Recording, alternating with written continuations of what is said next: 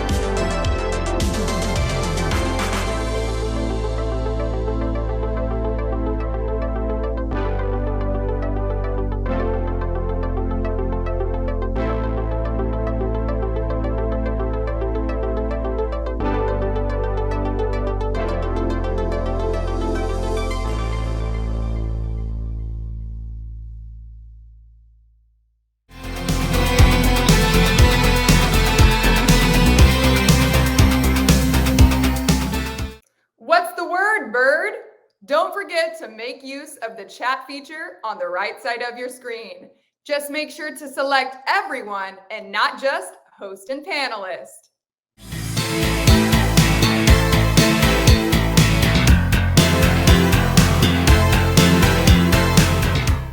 We're on the highway to the danger zone with David Long from the Hansel Automotive Group.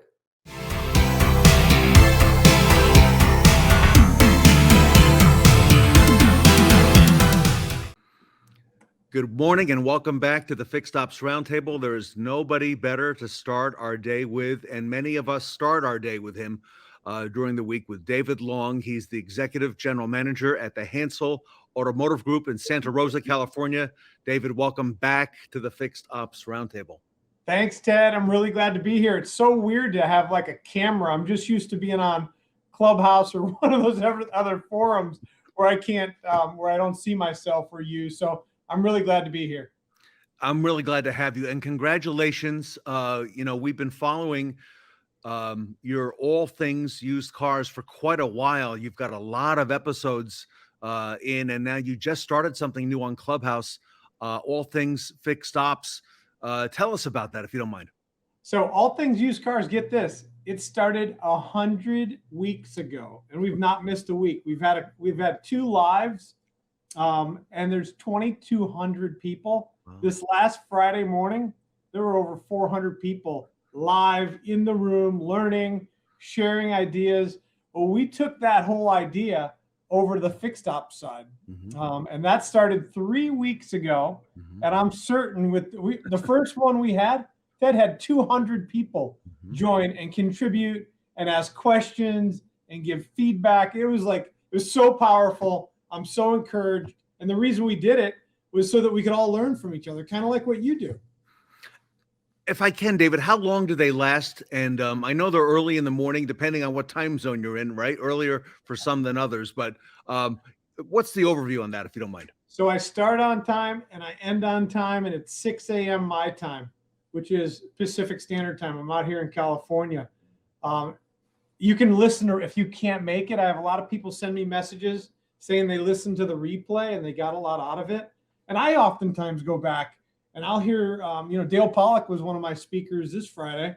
And I went back and listened to some of the things he said, and Brian Kramer and Brian Benstock and Liza and those sorts of people join and just share wisdom and help us all get better in this industry that we love. So it's fantastic. David, isn't it amazing the willingness of some of the, look at the big names. Those are not just average names you mentioned. Those are big names in our industry. How willing they are, including yourself, to share information. Ted, it's mind blowing, really. I've never had anybody say, no, I'm too busy.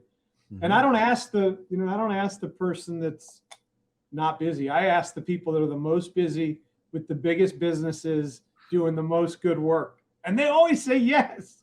It's fascinating to me. I've had a lot of people say, like with those names, like Brian, how does Brian Benstock, how does he find the time to run that big Honda dealership? And then, do all these other things, but we find the time, right? So he finds the time. He has 3 stores now, Ted. I know. Congratulations to Brian Benstock.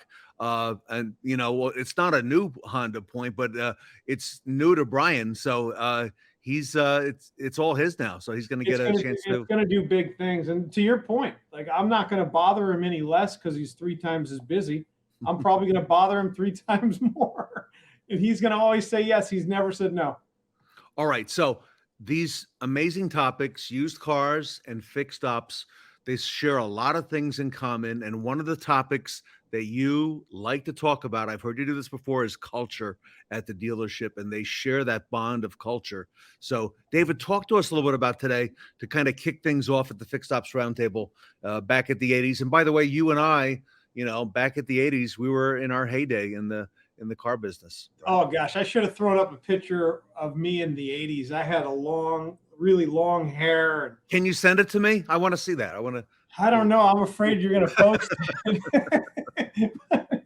But when I think about service, fixed, and I think about used cars and sales and finance and accounting, and then I think about culture, I don't think you can have a really healthy, great culture if the house is divided, right? For me, and it brings me great pleasure to say that, and Mike Weldon, and you may know, I think when you were out here, you met some of my GSMs and sales managers, but the way they all interact and get together and work together, I mean, there's never conflict. Thank God. Let me knock on wood. They always have, they have a positive intent in mind. They know that the spirit of intent of any issue is to be collectively resolved. I don't think we'd have the success we have, Ted, if we didn't have a good fixed to variable culture. So I think it all starts there. I mean, you could want to do a lot of great things, but if the people aren't all on board working together, I don't think you're going to get there. And David, you've got to be intentional about that, right? From the top to build that culture and to have that culture, because I think everything starts at the top at the store. I'd like to think so, so I think it starts with the right person in the right seat with the clearly defined expectation. Okay. I could be thinking like my coach, John Melashenko, you know him, right? I've heard that name. So I'm a thickhead. He's been working on me for almost 5 years, but he says all the time, David, there's 2 dealerships, the one you think you run and the one that's actually running. And the closer you can connect those 2. So I could be thinking all these great things, but if it's not the right person in the right seat with a clearly defined game plan, I could really wish for a great culture, but if it's the wrong person in the wrong seat without a clearly defined plan, it's not going to work. I'm watching and listening to you say that, but I'm thinking of closing my eyes because I could almost hear Melashenko saying the same things right now, getting the right people in the right spot. And he's talked about that before with us on the roundtable, and the importance of that culture and building it. By the way, what a great leader, John is. And I could see him saying that too, the dealership that you think you have and the one that you do. He's very astute. He is. And he always talks about narrowing the focus, right? Like continuing to narrow the focus and drown out all the noise and distraction so that we can do what we're here to do. Oftentimes people come and work hard all day, but their focus is so scattered that they don't accomplish what they showed up to accomplish. Mm-hmm. And he's been a great resource for me, I'll tell you that. So in a way, he's a coach for you, right? From what I understand. Absolutely, without question. I'll tell you a funny story. Here's how he became my coach. Okay. So I called Dale Pollock and said, I have an opportunity to be the vice president of a really big company. And he said, Dave, you're not ready. And he was right. He said, and if you do decide to do it, as your friend, I'm going to tell you that you should not do it unless John Melashenko will agree to coach you one day a week. So I called this guy I had never met, and I said, John, my name's David. Dale Pollock gave me your number. Oh, really? He said, before I should take this big job, which is not even as big as the job I have now, he said, I have to have you as my coach. Would you be willing to do it? He said, sure. He has met with me almost every Tuesday for almost 6 years. Wow. It's amazing. Okay. John Melashenko, everybody, at Germain Motor Company, and another great retail name in our industry. Another subject that I know is very dear to your heart, David, is accountability. Talk to us about that and how you make that happen. So it ties right into what you were just talking about with John. Mm-hmm. You know, I've created an accountability loop with John. Like, here's what I'm going to do, here's how I'm going to do it, and here's when it's going to be done. And then I remain accountable to John. And then that same model is with my team. Who's going to do what, by when, and if it's not going to, the target's not going to get met, we need to revisit it. Like, it's very, very clear. There's no ambiguity. There's no gray area. Like, we're going to take that hill, and here's who's taking it, and here who has the artillery. Here's who has the maps. Here's who's calling in the target, right?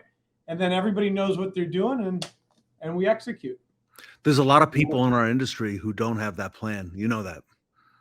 I do know that. And there's a lot of people, by the way, that don't want to work inside of this framework, right? My wife said to me one day, David, have you ever noticed the people that get incredibly uncomfortable with structure, discipline, and accountability are the people that don't want to work hard? Yeah. Well, it's just how it goes. So it's very clear, very self-evident, almost immediately. If you have a definable, executable, clearly defined or communicated plan, it's very clear who fits in there and who doesn't want to fit in there. All right. So what advice would you have for the leaders watching us this morning as we kick off, today's event? Leaders who are, maybe don't have that plan, maybe even to themselves, or have lost their way. Okay. And obviously, they have a team that's looking up to them. What advice would you have, David Long, on the accountability side? Add a 0. Okay. Now, people are going to be, if you're watching this and paying attention, or you're not, if you're one of these people watching and you're looking at your phone, pay attention for just 1 minute.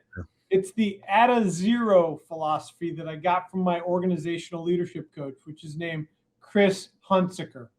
And what Chris said, David, no matter what you communicate, if you think the message has landed, add a 0. In other words, if I deliver a message, something that's really important, and we need to be crystal clear, and we need to have accountability, and I say it 10 times, and I think the message should have stuck, he said add a 0. The biggest problem, do it 100 times. And if I've done it 100 times and the message didn't sink, add another 0. Do it 1,000 times. And I know there's probably people thinking, well, you just got the wrong person if you have to add that many zeros. Well, I got to tell you, I call that one thing. You know what it is? What's that? Job security, Ted. You can continue to replace that seat and put somebody in there that you believe don't need as many zeros.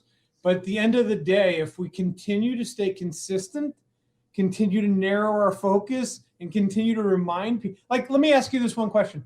Do you think a pilot that's flown 5,000 commercial flights, do you think he has a checklist, or she? Yes. They don't just get in there on their 4,900th flight and say, I got this down. I'm just going to go ahead and take all 211 souls across the country. No. They get in and they do a systems check, and they do this. They have a process. I believe my job as the leader of this group is to continue to help people do that system check. So when the plane takes off, everything's in place. And you know what I learned? They probably also have a backup checklist. Scott Gregg, who is a fixed ops director at Tucson Subaru, was on the show last year, and he's also a pilot. So he took us up in the roundtable on his plane, okay? And he showed us his checklist. And he said, "Here's my checklist." And then he said, "And here I have my backup." I said, "Scott, why do you have the backup? Of course, the reasons are super valid. We need a checklist, but why the backup?" He said, "Ted, once I went up and I hit some wind, and guess what happened to the checklist? It flew out the window, okay? I have a backup checklist as well." So I thought that was very profound. I just add a zero. So the message is add a zero, because think about it. If you're in a foxhole, I don't know if you're ever in a foxhole, but if there's bombs dropping around you and bullets whizzing by, I mean, it's really easy if the message isn't top of mind and clearly communicated repeatedly to lose track of the message. It's like Mike Tyson says, everybody has a plan until they get punched in the face. Like if we're going over this all the time and there is no cloudiness and no confusion, I think anybody can succeed in any environment that has the willingness, right? They have to have the desire.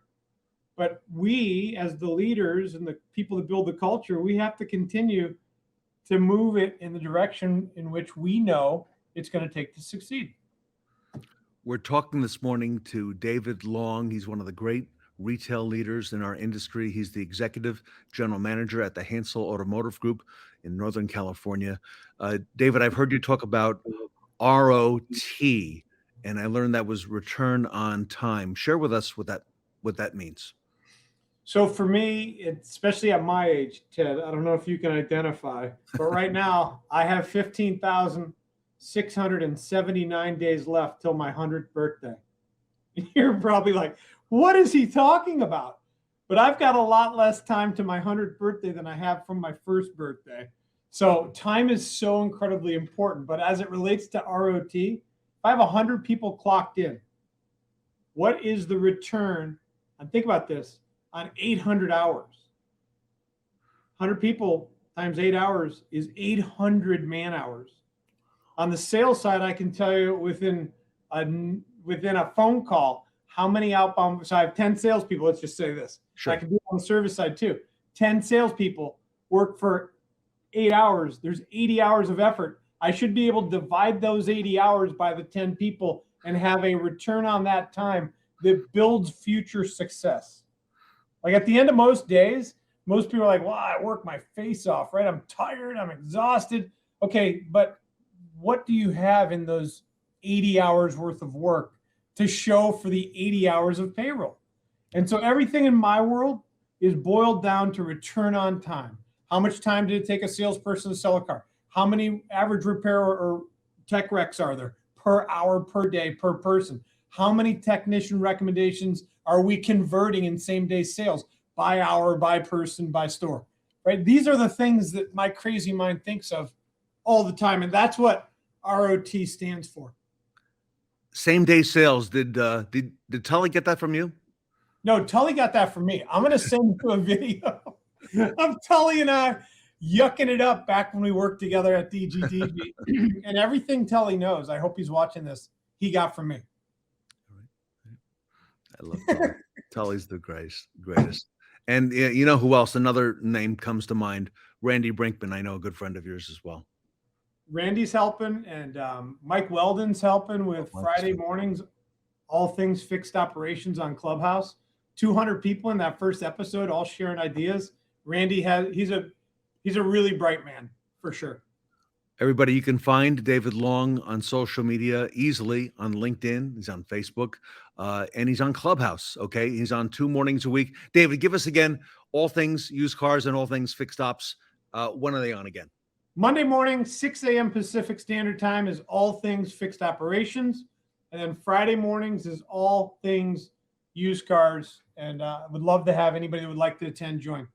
So fixed ops to start the week and used cars to bring it home.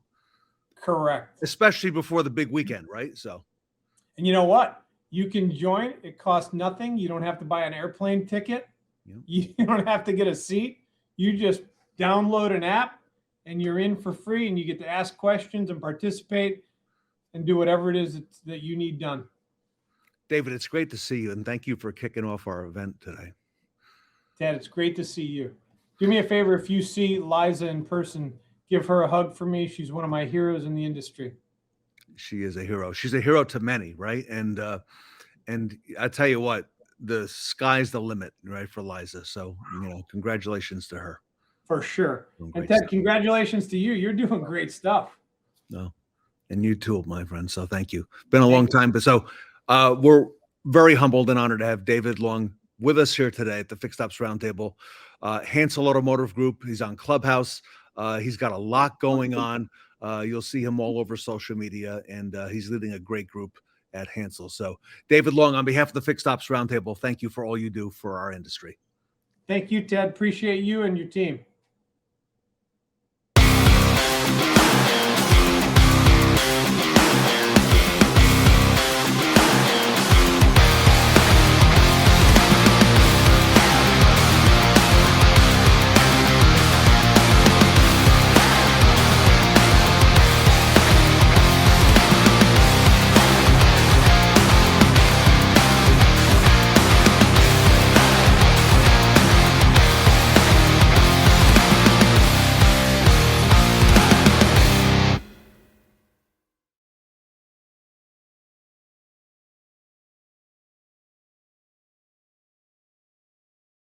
Build trust and consumer confidence by becoming a Fixed Ops Roundtable certified dealer. Join the brand that's leading the way in automotive retail fixed operations. For more information on this limited time opportunity, visit fixedopsroundtablecertified.com. Whether you consider it evolutionary or revolutionary, change is reshaping the franchise dealer business, and we're not talking about electric vehicles. There's another promising opportunity that demands your attention. It's the fast-growing and increasingly lucrative customer pay parts, tire, and service market. Consider what's happening around you. Average vehicle age is at an all-time high and rising faster than ever. More than 60% of passenger vehicles are 8 years old or older. 25% are at least 16 years of age. Together, this represents 244 million prospective parts, tire, and service targets. We say prospective because the vast majority of these vehicles are being serviced outside the franchise dealer channel. Would you like to capture your share of this nearly $400 billion opportunity? Epicor is ready to help. Our solutions are enabling thousands of automotive businesses to address every customer pay parts, tire, and service opportunity for virtually any vehicle, regardless of make, model, or year. We're helping service providers build customer relationships spanning the full vehicle lifecycle, from the end of the factory warranty to the day the vehicle is scrapped. We're putting the industry's most complete parts, tire, and labor data at the fingertips of thousands of service advisors every day. We've created a faster, more accurate estimating process for customer pay jobs that helps dealers increase average RO and service lane productivity. We offer real-time information on local parts and tire availability and pricing to speed every job, increase customer satisfaction, and boost the dealer's absorption rate. And we're helping parts departments establish real-time visibility and control of their inventories to increase efficiency and reduce operating costs. Epicor is ready to help your fixed ops teams achieve the same impressive results. Own every non-warranty parts, tire, and service opportunity, all makes, all models, all customers. Now you can with Epicor. Contact us today to learn more.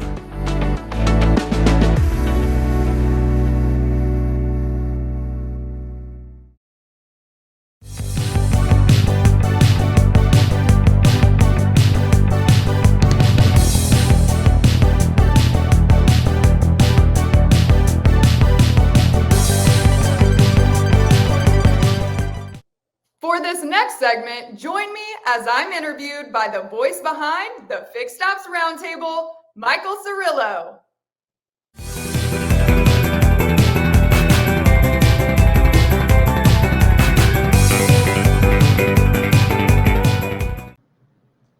All right, welcome back to the Fixed Ops Roundtable. Now, you're probably wondering, when did Ted Ings lose all of his hair and grow a magnificent beard. Well, it's not him. I wish I could pull the face off like in Mission Impossible or something and be like, surprise, it's me, Michael Cirillo. I have the distinct pleasure of getting to sit down with Cara Delaine. Cara, I have said your name so many times doing the promos for the Fixed Ops Roundtable, but it is so awesome to be able to sit down with you for a few minutes. So thanks for being the guest today. I appreciate it. Thanks for having me on. And I have to say, when you say my name, it sounds a lot cooler than when I say it. If only I loved the way I sounded. But isn't that the thing of all of us? But enough about me. Let's talk about you. So excited that you're here. Obviously, everyone who's anyone in fixed ops knows Cara Delaine, but we have a unique opportunity here to sit down and learn even more about you and your history in automotive and, you know, the thoughts that you have about automotive. And so I'm excited about that. And I think to kick things off, I want to know a little bit more from your perspective. How did you get into automotive? Why is automotive a thing in your life? Is it always been there, or did you fall backwards into it like the rest of us? I have to say, like most of us in automotive, I stumbled right into this industry, and unbeknownst to me, I had no idea the opportunities and just what an amazing industry that the automotive industry is. And I actually got into automotive because I was down in Houston taking my LSAT because I wanted to go to law school.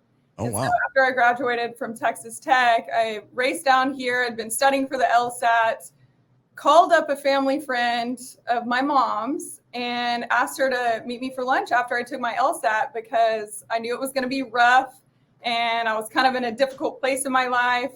And I took this hard test, met up with a family friend of mine, and she introduced me to Eric Barbosa, who I worked for the last 3.5 years. And weirdly enough, he interviewed me 2 days after I took my LSAT. He hired me on the spot, got my scores back. They were good enough to get into law schools anywhere I wanted in Texas. And I never even applied because I fell in love with the automotive industry and saw a window of opportunity for a young woman like myself. And even though I said I would only be here for about 6 months, you know, I'm creeping up on 4 years and I'm still here and I have no plans of leaving. So yeah, it's been the best decision, kind of a blessing in disguise, so to say. Right. And now I'm here to stay and I love every minute of it. You know, I feel the same way. I was not about to be a lawyer. In fact, sometimes I am unsure that I graduated high school, though I did. But that's kind of the running nightmare of the last 23 years. But 23 years ago, I said, I'm going to give this 6 months. That's awesome. So journey to becoming a lawyer, knock the LSATs out of the park. Somebody sees something in you and pulls you in, and now you're here to stay. The fascinating thing for me, and I don't want to linger on this too long, but I'd love your thoughts. Obviously, there's a lot of chitter chatter in automotive about, you know, it being predominantly male and that sort of a thing. As a strong female leader, visionary, what are your thoughts on that? Is there opportunity for those that are listening in, for the females in the industry listening in who perhaps are hearing that narrative of predominantly male? What's your message to them? What's something you would shift their focus towards so that they can see the same thing that you're seeing in the industry? Yeah, I know there's a lot of talk in our industry around women in automotive, and it almost saddens me a little bit to think that that's some sort of rarity in this industry, that there is women in all parts of the automotive industry, as far as in dealerships, on the vendor side, wherever they may be. And I always like to say that I never shine a negative light on, you know, the upbringing of women in automotive, because I had a very different experience, I have to say, getting into the automotive industry, knowing nothing about it. I guess I just grew up with a little more grit than a lot of people. So I took it on more as a challenge, you know, oh, there's not many women here, then here's my window of opportunity. Let's see if I can change this at all. Right. But I will say that I had amazing mentors like Ted Ings, like the Eric Barbosas of this industry that paved a way for me, that made it so seamless and supported me in every step that I took to make me feel like there was no difference because I was a woman in this industry. And it's interesting to see, the history behind women in automotive, because I know that it wasn't easy many years ago to be a woman such as myself in this predominantly male industry. But I think nowadays, the more women that come together in this industry, and, this is what I do on a day-to-day basis, is shine a light on the opportunity in this industry for young people, women, whoever it may be, no matter their gender, no matter their race, no matter what they've done in their past, that this is such an amazing industry to be in. And there's so much opportunity. And I believe that's why we're here today is to show the world and shine a spotlight on just what the automotive industry is and all that it has to offer. Yeah, I couldn't agree more. I think when you look at the landscape of industries out there, is there any other industry that comes to mind that accepts everyone and provides an opportunity to create more wealth than you might have thought, network with, like there's just so much going on in this industry. And I'm with you. I really sense that from you in what makes this industry so unique and incredible to be a part of. And so I love that you're sharing your voice and blasting your voice out there saying, hey, come on in. This is a great place to be. I love that. You said something earlier I want to touch on, and I have a feeling it's one of the things that I think makes you unique, but I'd love your take on it. You said, I grew up with a little more grit than the average person. Is grit required to make it in automotive? Do you think that that's something that helps you stand out? I definitely would say, and this is probably not the answer that you would assume, but I definitely say yes.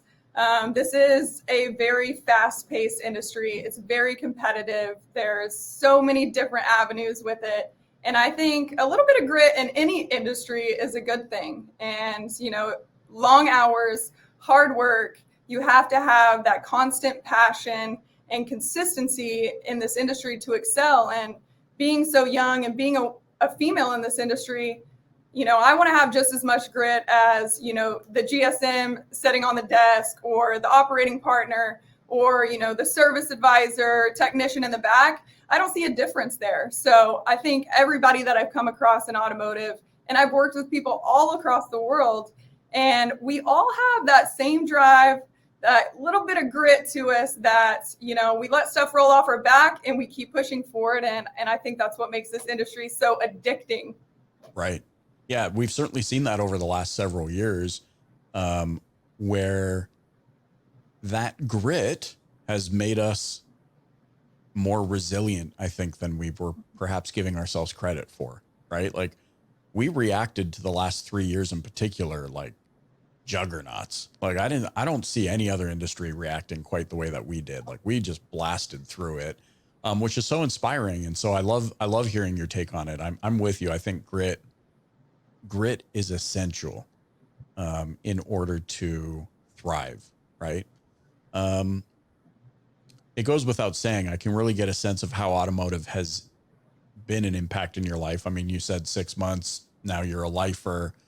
Can you talk a little bit about some of the ways in particular that being in automotive has impacted your life? Yeah, so like I was saying earlier, it was definitely a blessing in disguise that I never, ever saw coming. And so for me, sitting down in this industry and kind of reflecting on the last few years has been really amazing for me because I've met so many amazing people. I have had more mentors in my life, not only teach me about automotive, but teach me about finances, time management, whatever it may be, that I never dreamed I would have the opportunity to do. And so it's impacted me immensely, not only financially, not only professionally, but it's really kind of well-rounded out my life to know just exactly what direction I want to take this in. And this opportunity that automotive has presented to me has given me just that. It's so rewarding. And I wouldn't trade a single day in this industry. And I know it has its ups and downs. It's crazy. And there's, a lot of unforeseen things that have happened in the last few years, and I'm sure more to come. But I think that's what makes it so fun and rewarding is it's constantly new. It's constantly evolving. And I know that I get great satisfaction for creating my future that I never thought I would have. And it excites me. I love so many things about the words you're choosing. I pay attention to words. I don't know if it's because I spend so much time speaking words into the mic, but you've said a couple of things that really stand out to me. Most of which underscore for me the lens by which you choose to see this industry. Mm-hmm. It kind of makes me think of whatever you focus on, you will find, right? Like if you're focused on fire, or if you're focused on customer problems, you will find customer problems. If you're focused on a fire, you'll find a fire. You're saying, I see opportunity, like endless amounts of opportunity in the industry. I see growth is imminent. I see new change, which is an immediate contrast, Kara, to the individuals who kind of perpetuate this, the industry hasn't changed in 30 years. That's so slow. We're like a slow sleeping dragon, that kind of a thing. You're saying, no, there's so much change happening and it's exciting. Speaking of opportunity, where do you see, I want to kind of talk about kind of a twofold thing here with you. First, basically, is where you see yourself headed. What's your vision for the future of Kara Delaine in automotive? And then the two-parter to that is, in particular with fixed operations and mapping to opportunity, what are you seeing as you look specifically through the lens of fixed ops as the opportunity for those that are participating and listening? Yeah. So for me, I get asked all the time, what's your end game in all of this? Do you want to own a store? Do you want to be a general manager? Do you want to own your own company? And my answer always is that I am creating something that doesn't exist in automotive. And I think that is what kind of makes me unique, makes my role in automotive so unique, is that I get to be a voice that a lot of people haven't seen. A 25-year-old female in automotive talking about variables and fixed ops on a worldwide level is something so unique in this industry. And I got into automotive through the advertising and social media side of things. And so I think at the end of the day, I don't have a clear answer on what my end game is because it doesn't exist yet. And when you see me 10 years from now and I've created, a completely different realm in automotive, then I'll be able to answer that for you. But at the end of the day, I want to leave this industry in a better way than I found it. And I always think back, this is actually funny because it's my cover photo on most of my social medias, is if there's one thing that I'm going to do every single day, if I can't educate you, if I can't persuade you, make you want to join automotive, whatever my goal is, Dolly Parton said, if you see someone without a smile, give them one of yours. And I feel like deep down inside, that is exactly what I want to do at the end of the day. No matter what's going on around me, what's going on in our industry, at least I can share a smile with somebody today and be that bright light on social media or in person and shine a bright light and show all the positives that this industry has to offer because it is so amazing. And as far as fixed ops, I'm still learning fixed ops. And lucky for me, I am extremely blessed to have somebody like Ted Ings that really took a chance on me, because I did not know much about fixed operations when I got into this industry, hardly even anything about automotive, but certainly not fixed ops. And, to be a woman in the fixed ops world is even more difficult than on the variable side of things. And, through my little time in automotive, I met so many amazing women, whether they were technicians, service advisors, in parts, whatever it may be, that have such an amazing outlook on this industry. And I think if we can all come together and, take this charge and have the same vision, that we can blow up fixed ops to be more glamorous than it's ever been before. And I think that's really what we're doing here with the roundtable and networking with everyone is just to show that fixed ops isn't boring. It's the major component of dealerships, and it should be on the forefront of every topic that we discuss. And honestly, I'm just blessed that I get to be a part of that voice in this industry. Amazing. I love it. Thank you. Thank you. Thank you. I love the willingness to learn. And truly that's, should be inspiring to all that are listening or watching today and into the future. With that willingness to learn, that to me speaks volumes to why the industry remains exciting and new and fresh. And that is available to everybody. As we wind down, for those participating with us, how can they get in touch with you to connect and learn more? I'm not hard to find. Everything Teddings Fixed Ops Roundtable, as far as YouTube, LinkedIn, Facebook, Instagram, and then I have my personal profiles on all of these platforms as Cara Delaine. So find me anywhere on social media and all across the nation. Like I said, I don't hide, so I shouldn't be hard to find. Cara Delaine, thanks so much for joining us on the Fixed Ops Roundtable. The Clean Air Car Care campaign is BG's green initiative designed to promote the BG Platinum Fuel System service, which has been proven to reduce harmful emissions. Additional services featured in the campaign include the BG Platinum 44K service, which restores fuel economy, and the BG Climate Control service that will refresh the air inside your customers' vehicles. Advisors can match the service with the customer's biggest concern. Is it performance and fuel economy? Is it the environment and emissions? Or is it the air quality inside their vehicle? The services offered with the Clean Air Car Care campaign will provide your customers with clean air both inside and outside of their vehicles. Talk to your BG distributor about how to sell more services with BG Clean Air Car Care.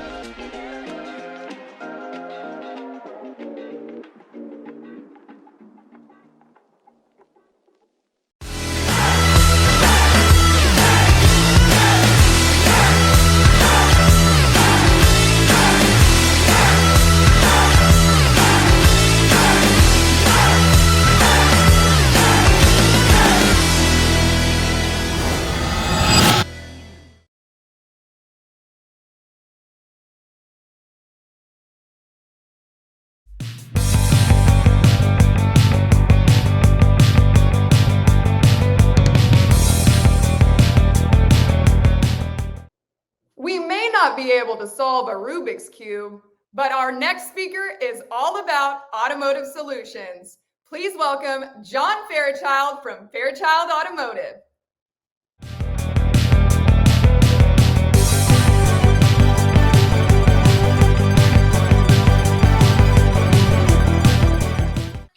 Welcome back to the Fixed Ops Roundtable. John Fairchild is with us. He is the high performance fixed ops coach coming to us in dealership today. John, welcome back to the Fixed Ops Roundtable. Thank you, Ted. Yeah, we were just talking off camera. I am in the store, in a service manager's office, as you can see, probably, and here just right in the middle of things. So having a good time. Thanks for having me. I know it's the middle of a busy day for you. Thank you for sharing your time with the Fixed Ops Roundtable audience. I know you got a lot going on. And what I think a lot of people don't realize, John, is that not only are you a coach, not only you do the in dealership like you're doing right now today, and you do the workshops offsite. We'll talk about that in a moment. But you also offer several other things that are a big part of what John Fairchild does for dealers. And those are huge components. And if it's okay, John, I want you to share those today with the Fixed Ops Roundtable so that we get the full breadth of what you do. No, I appreciate it. And, I wanted to have this segment, just like you said, to kind of explain what the multiple facets that I do for dealers. And, if I had to categorize it, the aspects of what I help dealers accomplish, I would categorize it in this way is three things. Is number one, consulting, which let me go through the three things and then we'll dive into what they actually are, because they kind of sound very similar when I say them. And number one is consulting. Number 2 is coaching. And number 3 is training. And so I know those words are kind of catchphrases and flung around a lot in the industry, but they do actually have a meaning in the functionality. And let me explain what they are in the aspect of how I help a dealer. Is consulting is knowing what to do.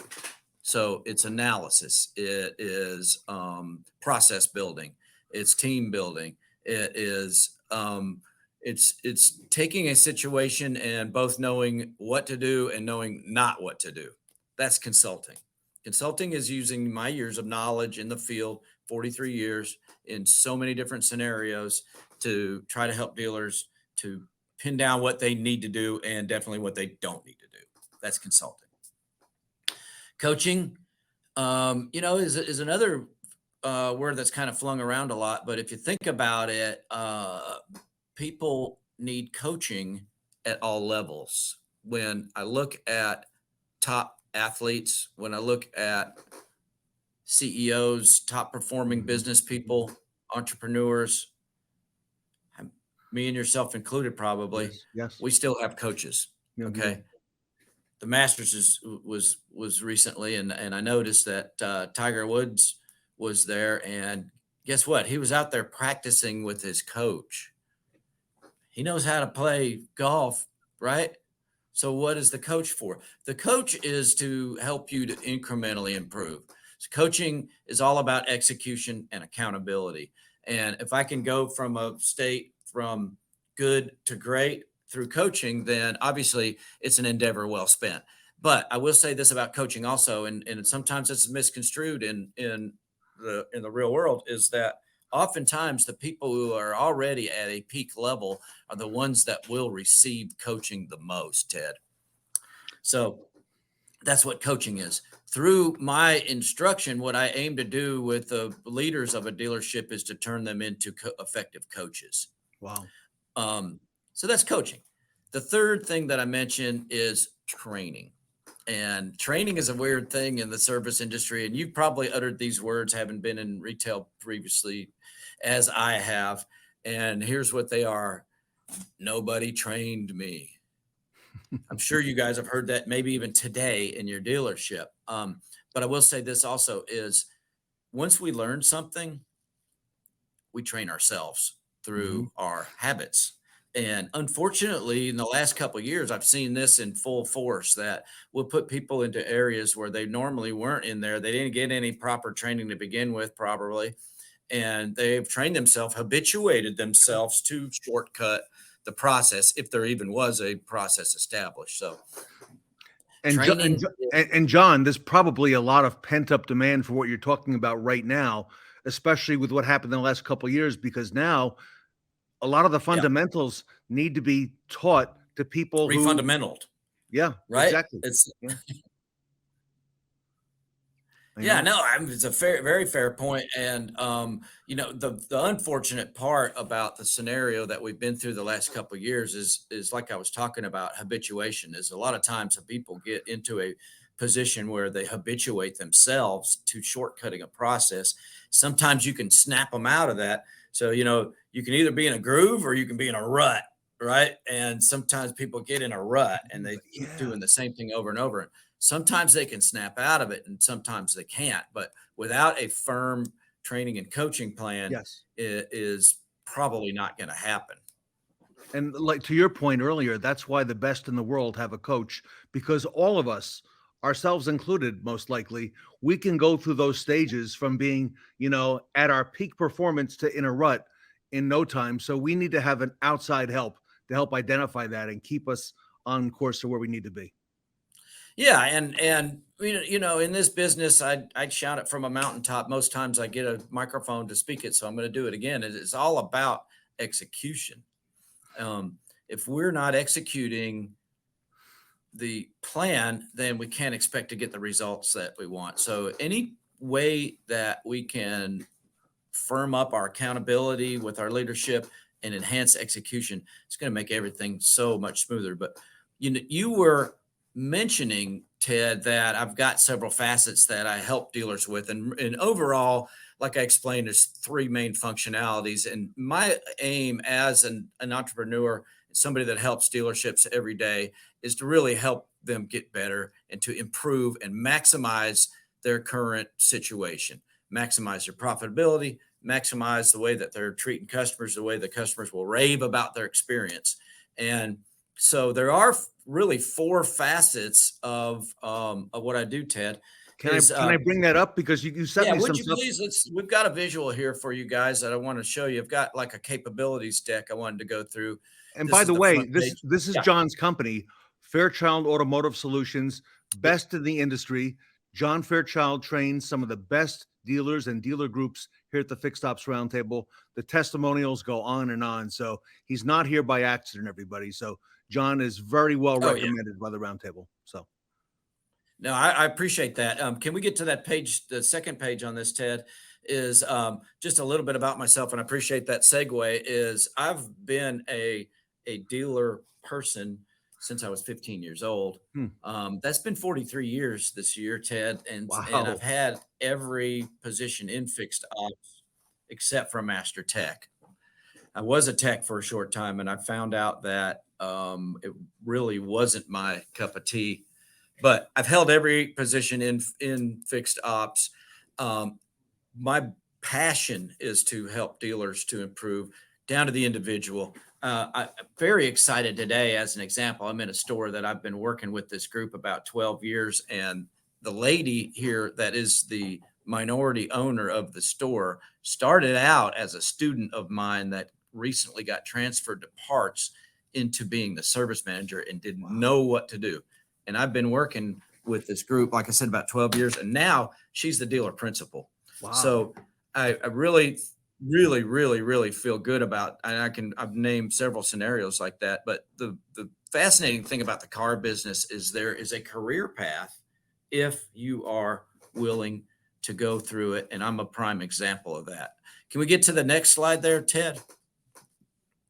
My mission, our mission, I do have staff with Fairchild Automotive Solutions. We're all rowing in the same direction.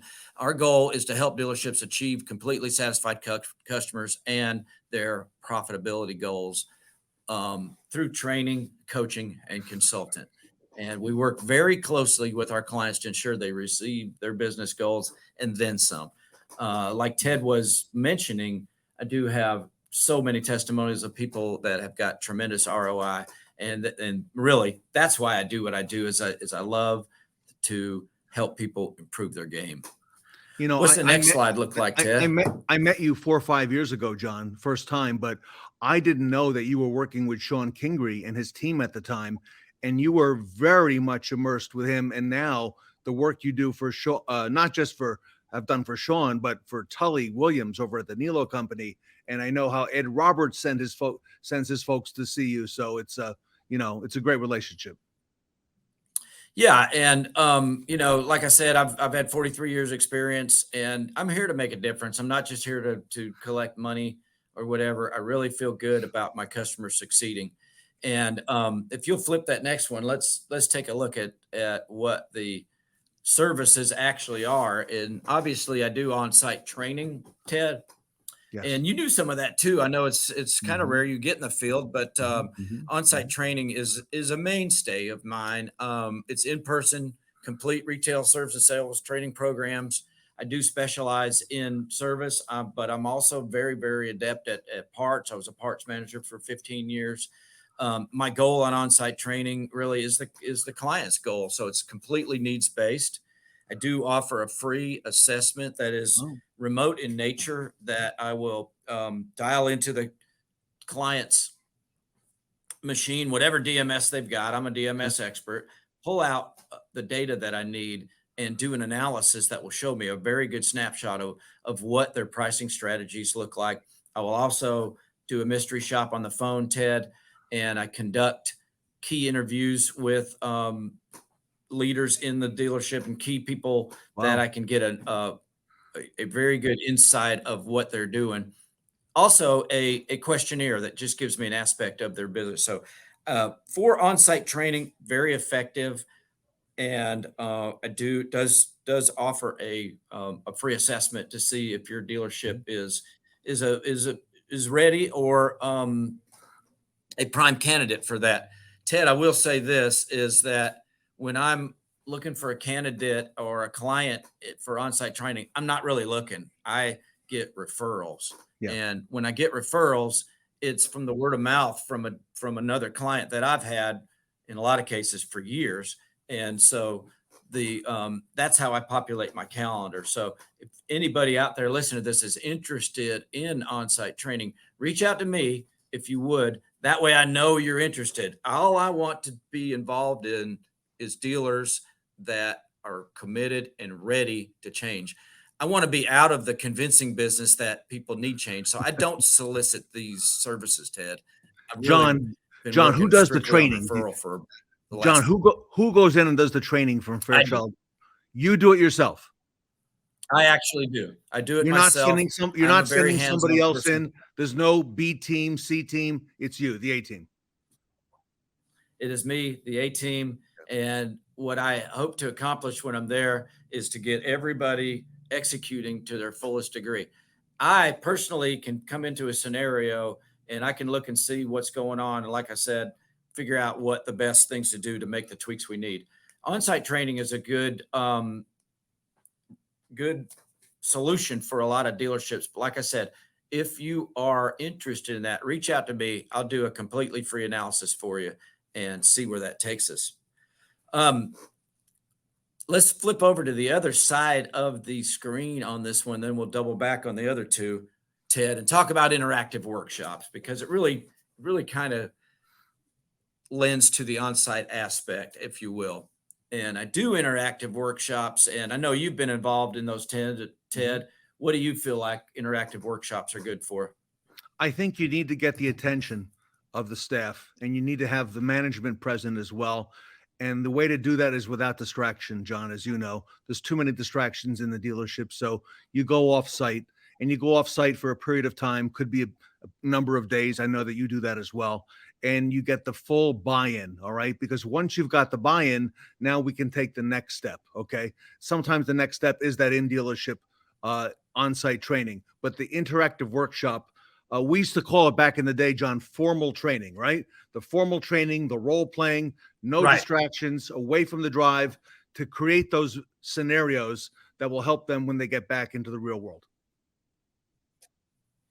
And, you know, this is not scripted. Ted just came off of the hip with that. Is exactly really part and parcel what I was going to say as well, is both virtual and on site interactive workshops are so effective for all the reasons you mentioned and more. There's peer-to-peer interaction. So it makes it real when you see somebody else that can perform the way that you need to be performing. So peer-to-peer interaction is great. Like you said, get them off the campus, out of the distractions, out of the phone ringing, where they can really pay attention to the message. The workshops really also will foster a level of confidence that you may not be seeing in your folks right now. The word role play a lot of times is taken with a lot of disdain in fixed operations. People don't like to role play. Have you ever heard that expression, Ted? Yeah. That they don't like to role play? I don't think any of us like to role Yeah. play, but when we see the benefits and say, you know what, that wasn't so hard. And if I can do it with my peers in a role play, doing it with a customer is a lot easier. And you've heard the expressions, you know, you don't want to be practicing with live customers, right? And we do that every day. Oh. The role play allows us to perfect what we're going to say and do with our customers, so we can commit that to our subconscious and then focus on the customer and execute the process flawlessly. So I do challenge people to role play in my classes. I've got a real good feedback from that. We start out in a role play light mode, so we get them role playing with each other in private groups, and then we do it with a video. So very effective. Interactive workshops are a way to get your people to continually improve. I do it in a sense that that subsequent workshops will build on the previous workshop. So interactive workshops are fantastic, Ted. The other two aspects of our services really need some mention too, because I've been getting more and more of these. Number one is warranty uplift. And you may or may not be familiar with this concept, but in most states, the law states that you are able to get retail for your warranty charges that the OEM gives you for parts and labor. And what we do is we allow dealerships to get their fair share and maximize their factory warranty for labor and parts.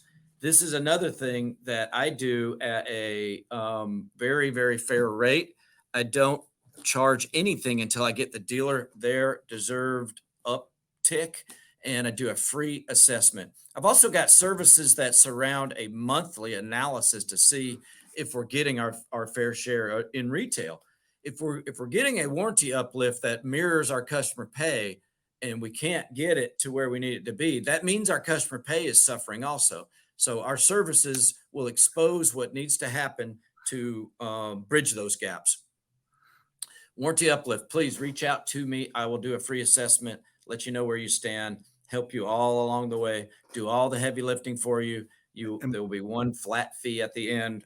And by the way, John, I learned about a year ago that you are doing this now for a lot of clients. So congratulations on that. And I know that's a big, big part of what we do at Fixed Ops. Yeah. And I've got an expert staff. It really is. And I've developed tools that allow me to get the best uplift for dealers. And I've got expert staff that are former warranty administrators, former service directors, people that really know what we're doing. We're able to audit these submissions and really, really get some incredible results. I've got some incredible results. Reach out to me. I'll share those with you. Okay. And again, free assessment.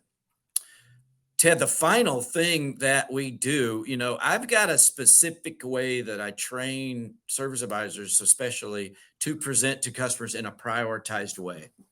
And I call this the RIM process. I know you guys have heard of that. I actually was instrumental in creating that in the 90s when I worked with MSX. But I've got a software now that actually does what I'm asking clients to do with my sales methodology, which is RIM. And if you're in a situation where you don't have a presentation method that is prioritized, that gives you related, immediate, and maintenance, my software systems can help you. It provides trackable results using the RIM methodology. No other DMS or CRM right now is really offering this that I know of. Please chime in if you know of one, because I'm going to utilize it. But my software systems can help you very economically, but get your team into a place that can be an accountable, executable, prioritized way, completely transparent for your customers, Ted.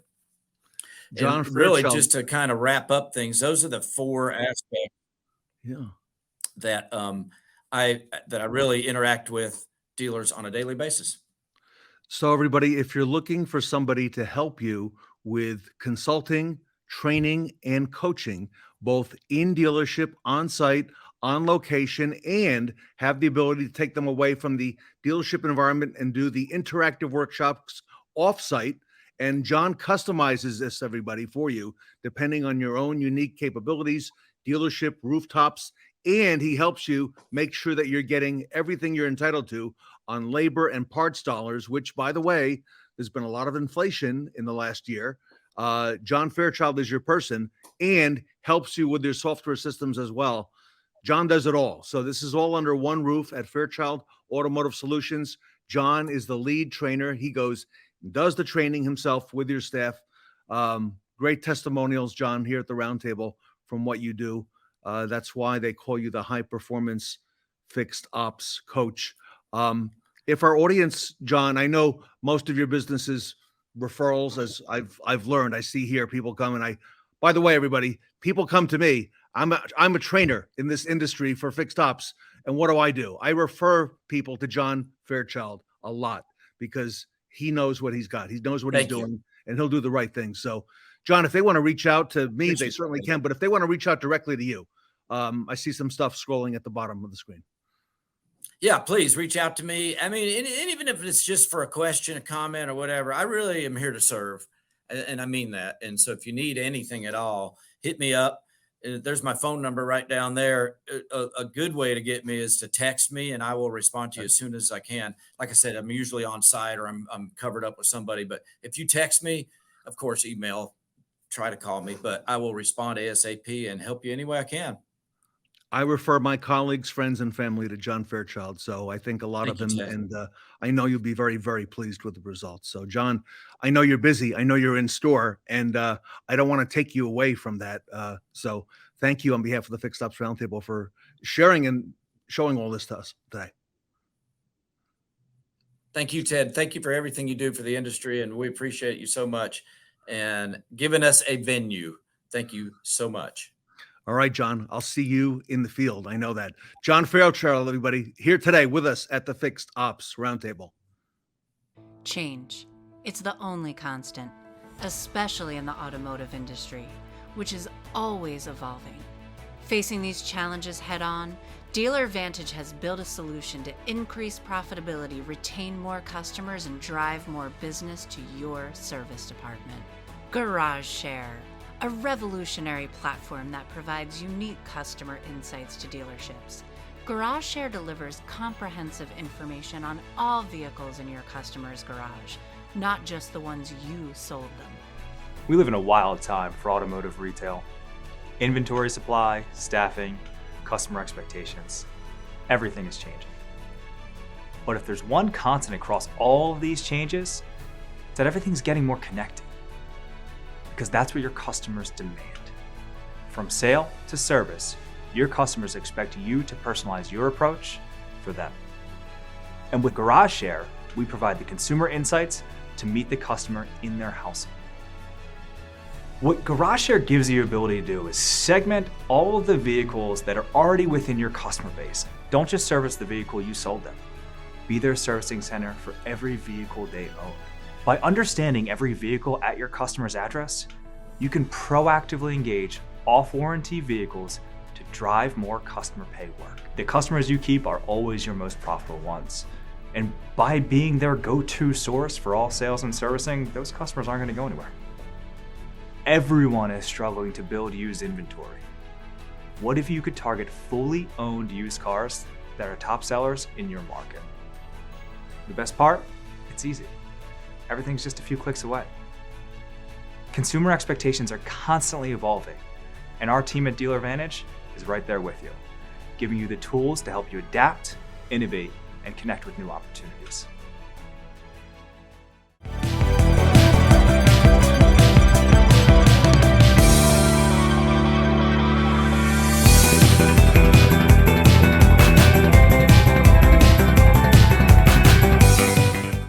Here to make sure your retail warranty parts and labor rates aren't stuck in the 80s. Here's our next Kung Fu fighter, Ken Lohr.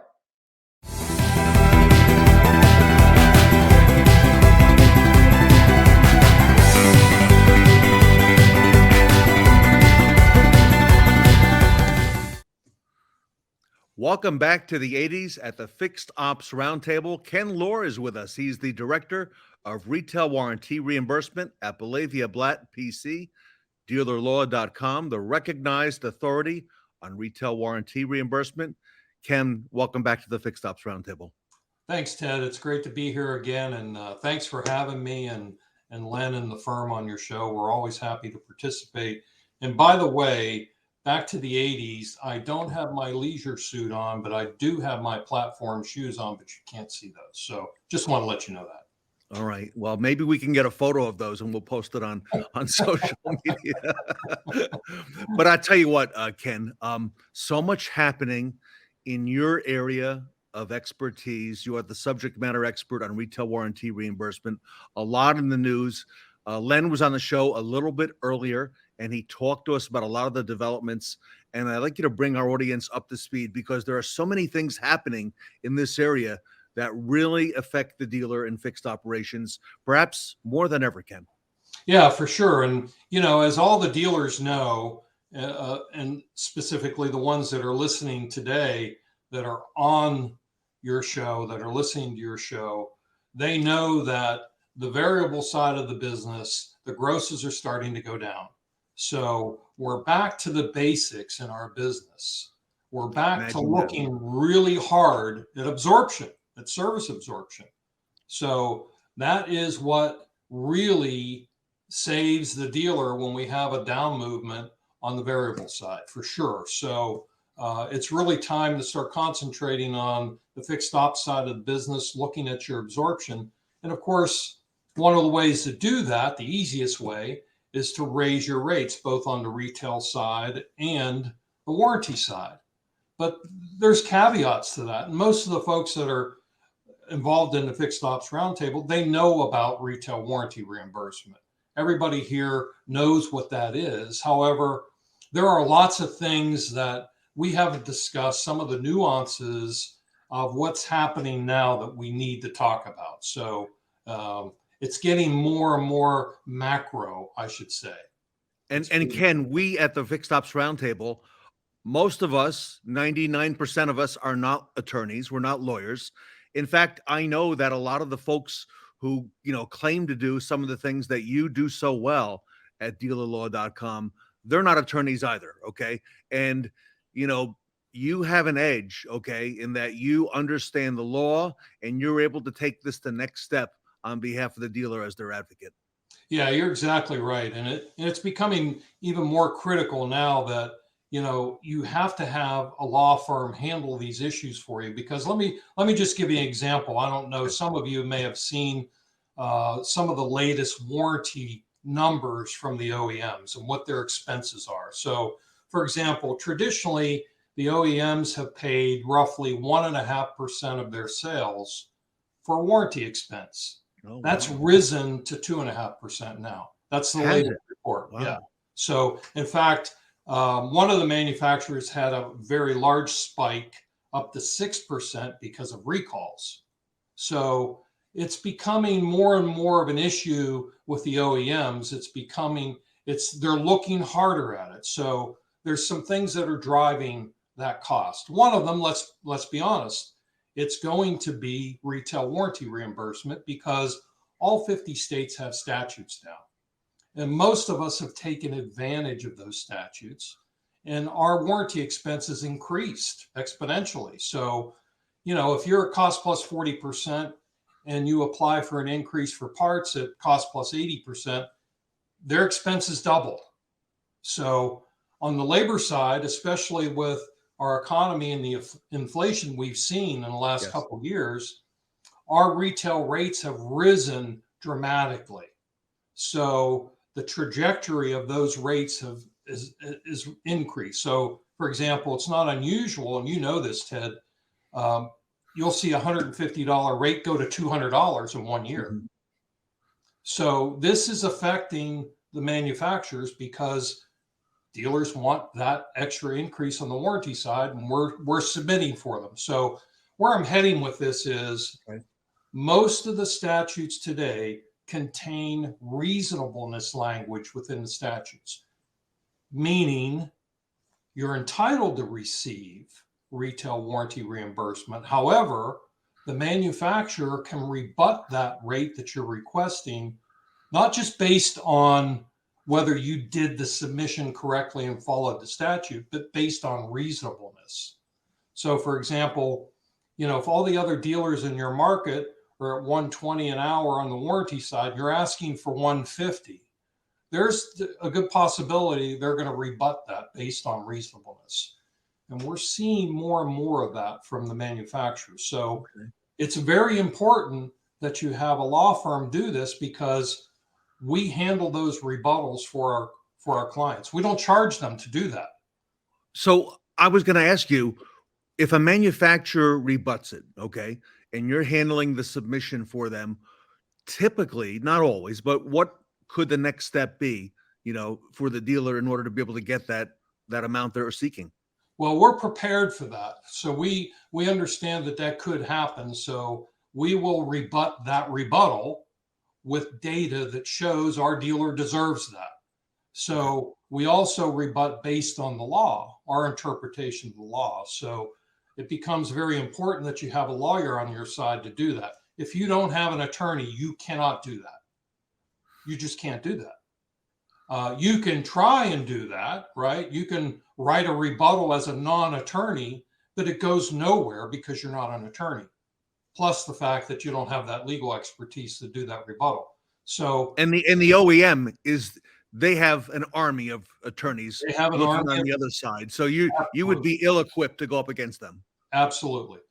Every OEM has either in-house counsel or outside counsel, and we deal with them on a as needed basis. We know who they are. They know who we are. So if they're rebutting one of our submissions based on reasonableness, they know that they're going to get a little fight because we're able to handle that. And again, we don't charge our clients any additional fees to do that rebuttal. So if you're dealing with a non-law firm and you're hit with a rebuttal, where do you go? Where do you go with that? You're not going anywhere with that. So you're going to end up accepting whatever it is they offer you. And in a lot of cases, it might be a CPI increase, which you could have gotten anyway. Without that, you could have gotten a CPI increase. So it becomes more and more important that you make sure that you're dealing with a legal firm that can handle your submissions, because it's becoming more of an issue. Ken, that's a great point. Another one that I think we've talked about in the past, Len brought it up earlier in the show, and I thought it's very relevant, is with all the buy-sells that have been going on in our industry, especially in the last 18 months, Ken. Once a dealer makes an acquisition, has a new store bringing into the fold, and I know we have a lot of fixed ops directors watching today who are now taking on new dealerships, new stores. There's a lot of growth happening in many dealer groups. It's not uncommon for the manufacturer to revert the rate of reimbursement down on service, and I understand definitely on parts, and they won't be able to get what the previous owner did unless they speak up. That's correct. So to kind of get into that a little bit, most of the dealership buy-sells are asset sales. In other words, if I'm looking to buy your store, Ted, I'm not buying the corporation or the entity. I'm buying your assets. So 95% or more of the transactions, the buy-sells, are asset sales, which means there's a new owner, there's a new entity. If you buy the entity, then that's not an issue, but that doesn't happen very often. So being that you're a new dealer, new entity, the manufacturer has the opportunity to start you off as a new dealer, and they're going to establish your labor rate at whatever they feel the market is, whatever that is, and they're going to take you back to the national reimbursement rate on parts. And in most cases, that's cost plus 40%. So if the previous dealer's financial statement, right, has a net profit of X, it includes that increase, right? So now you're going into the deal with less net that you paid for. You paid for that in blue sky. Think about that. So now you're at a distinct disadvantage because now the manufacturer reverted you to cost plus 40%, and you lost 50% of your warranty parts gross, and put a number on the labor side, whatever that is. It's significant. So that's something that many dealers aren't even aware of. They go through the buy-sell. They don't even understand that they were reverted back to cost plus 40%. And Ken, I imagine there's not a nice letter that's sent out from the OEM that just reminds the dealer that they no longer get the previous dealer's rate. It's really up to the dealer and the service director to discover that, and they may not discover that right away. A couple of months might go by, and a lot of money slips through their hands. That's right. That's exactly right. You're right. There's no courtesy letter that says, "Hey, Mr. New Dealer, we just put you back to 40%. None of that happens. You're correct. Okay. So we do a lot of buy-sell transactions, and for the most part, as you described, most of those dealers aren't aware of that. So that's something that all the viewers need to be aware of. Buy-sells, which are happening more and more. There's been a lot of transactions in 2022. And I think all the buy-sell folks in the industry are predicting even more in 2023. So that's something to be aware of. If you have a new store, let us look at your rates. We're happy to do that. We don't charge you to do that. Let us do it, and we'll make the determination of what you're entitled to and what you can go after. So that's very important. Great point, Ted. Ken, why should retail warranty reimbursement be at the top of the list of a fixed ops director overseeing one store, multiple stores? Why is that so important right now with all the things that are happening in our industry and where we're headed here for the balance of 2023 and beyond? Well, I think the most obvious is our expenses are rising, especially personnel expenses. So, our two biggest expenses in the dealership, whether you're on the variable or fixed ops side, are two things. That's people and advertising. Those are the two biggest expenses, people being number one. So as our personnel expenses increase, and as we all know, technicians are very difficult to find, and how we're getting them is we're paying them more. So our direct expense increases, so we have to recover that. You're right. We can't always get it just on our customer pay side of the business. The manufacturer's got to participate in that too, plus all the equipment, the specialized equipment that we're having to purchase with EVs coming on board, all the training that we have to do. We have to send our technicians to training. The manufacturer says, hey, that training's free. We don't charge you for that. Well, really? When I'm sending my technician across the country to go to school for a week and I'm paying his airfare, I've got to pay his or her food bill, hotel, rental car. We're talking thousands of dollars just to go for a week's worth of training, and that's becoming more common. Our expenses are rising on many different levels in the dealership. So something we have to be aware of, and we have to recover those costs somehow. So retail warranty reimbursement becomes more important. I call that the low-hanging fruit. It is, That's the easiest recovery there is. You're entitled to it. So it's not like we're trying to get something that we may or may not get for you. You're entitled to it. If you follow the statute and you do everything correctly, the manufacturer has to pay you. And that's where it comes in that you have to be careful of who you use to do this, because there's so many booby traps. There's so many issues that could cause a submission to be rejected that the manufacturer's now looking for those. They're looking for reasons not to pay you. They don't want to pay you. So you have to be very careful and make sure that you have somebody, number one, that's an attorney that can rebut those submissions. Number two, that are subject matter experts in the fixed ops world and retail warranty reimbursement. And I believe, Ken, Lohr, that's where your firm, Belavia Blatt PC, dealerlaw.com, really excels, because you stand out. While there are others who, are in this field or claim to be in this field, they can't take it the rest of the way because, like you just said, Ken, they're not attorneys. All right. Right. And when the rubber hits the road, if you will, with dealers looking for the increases to offset, Ken, it's just to offset some of the things you described, Right. The additional cost, the labor, the cost of keeping that and retaining that technician and acquiring new ones is greater than ever before. You've got the tools, you've got the toolbox there in order to be able to combat this for the dealer. Yeah, 100%. You're right. And, some of the other things that we're looking at too, EVs are coming on board. Yep. So like I mentioned before, that's becoming more expensive for us on the supply side. We're supplying the labor, we're supplying the parts to do those warranty repairs. It's becoming more expensive for us to do that. And the fact that also there's becoming more issues with what the manufacturer pays us in time. The flat rate times are starting to be addressed now. So for example, most of the statutes today do not contain any language about flat rate times. So we all know that manufacturers on average pay us 30 to 50% less than our retail labor times. So, if something pays 7/10 warranty, it's very typical that we're charging our customers 1 to 1.2 hours on that same repair. Right. So there's a couple states that have recognized that and have addressed that issue, specifically Illinois. Congratulations, Illinois, for doing that. Yep. And Wisconsin does that. So there's 2 states that are doing that.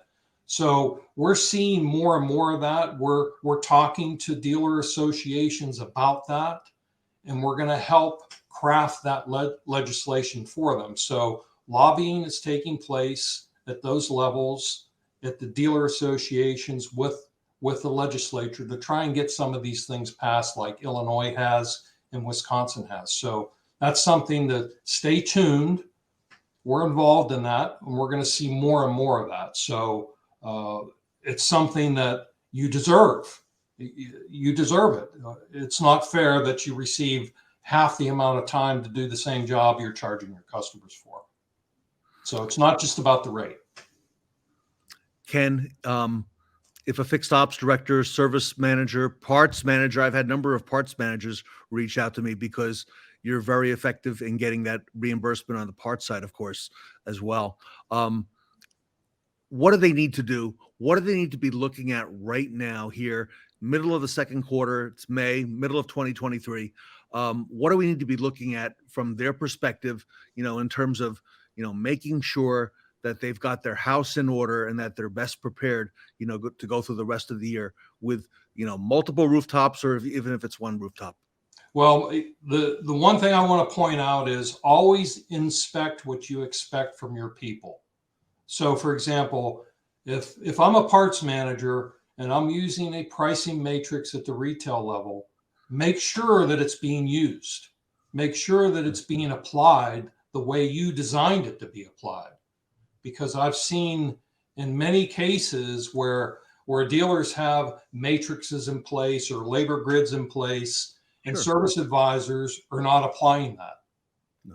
They're utilizing whatever their pricing methodology is, and you're losing out on that, not just on the retail side, but on the warranty side too, because when you apply for an increase, it's a direct reflection of what you're charging your customers as to what you're going to receive from the manufacturer. So if you're not applying your matrix correctly and your expectation is you should be at cost plus 80%, but you're at cost plus 70%, you're giving yourself a haircut on the retail and the warranty side.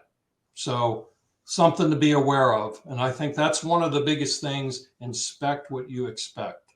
Look at everything. Review repair orders on a regular basis. All right. Great advice, Ken Lohr. If our audience wants to reach out, has questions on retail warranty reimbursement, Ken, do you offer a consultation where they can contact you at dealerlaw.com? I see your email scrolling at the bottom of the screen, klohr@dealerlaw.com. Right. Just shoot me an email, klohr@dealerlaw.com. I'm happy to chat with you. In fact, I love chatting about this issue, as you may tell by our discussion today. It's my thing. I find it very interesting. A lot of people don't, but it's my thing. So I like helping dealers. I like talking about the various subjects and the various nuances of the law. So feel free. It's no charge to chat, and we can talk about your specific situation and how we can help you get to where you need to be or where you should be. I like to say the phrase, it never hurts to talk.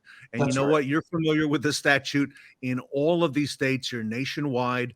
You've got the name, you've got the recognition, you've got the track record. Okay, I believe you, Blatt, Ken Lohr. So Thank you. Appreciate it. everybody, Ken Lohr is the director of retail warranty reimbursement. It's middle of May. It's time to take a look at what you're receiving now for your various franchises on labor and parts. Ken can help you.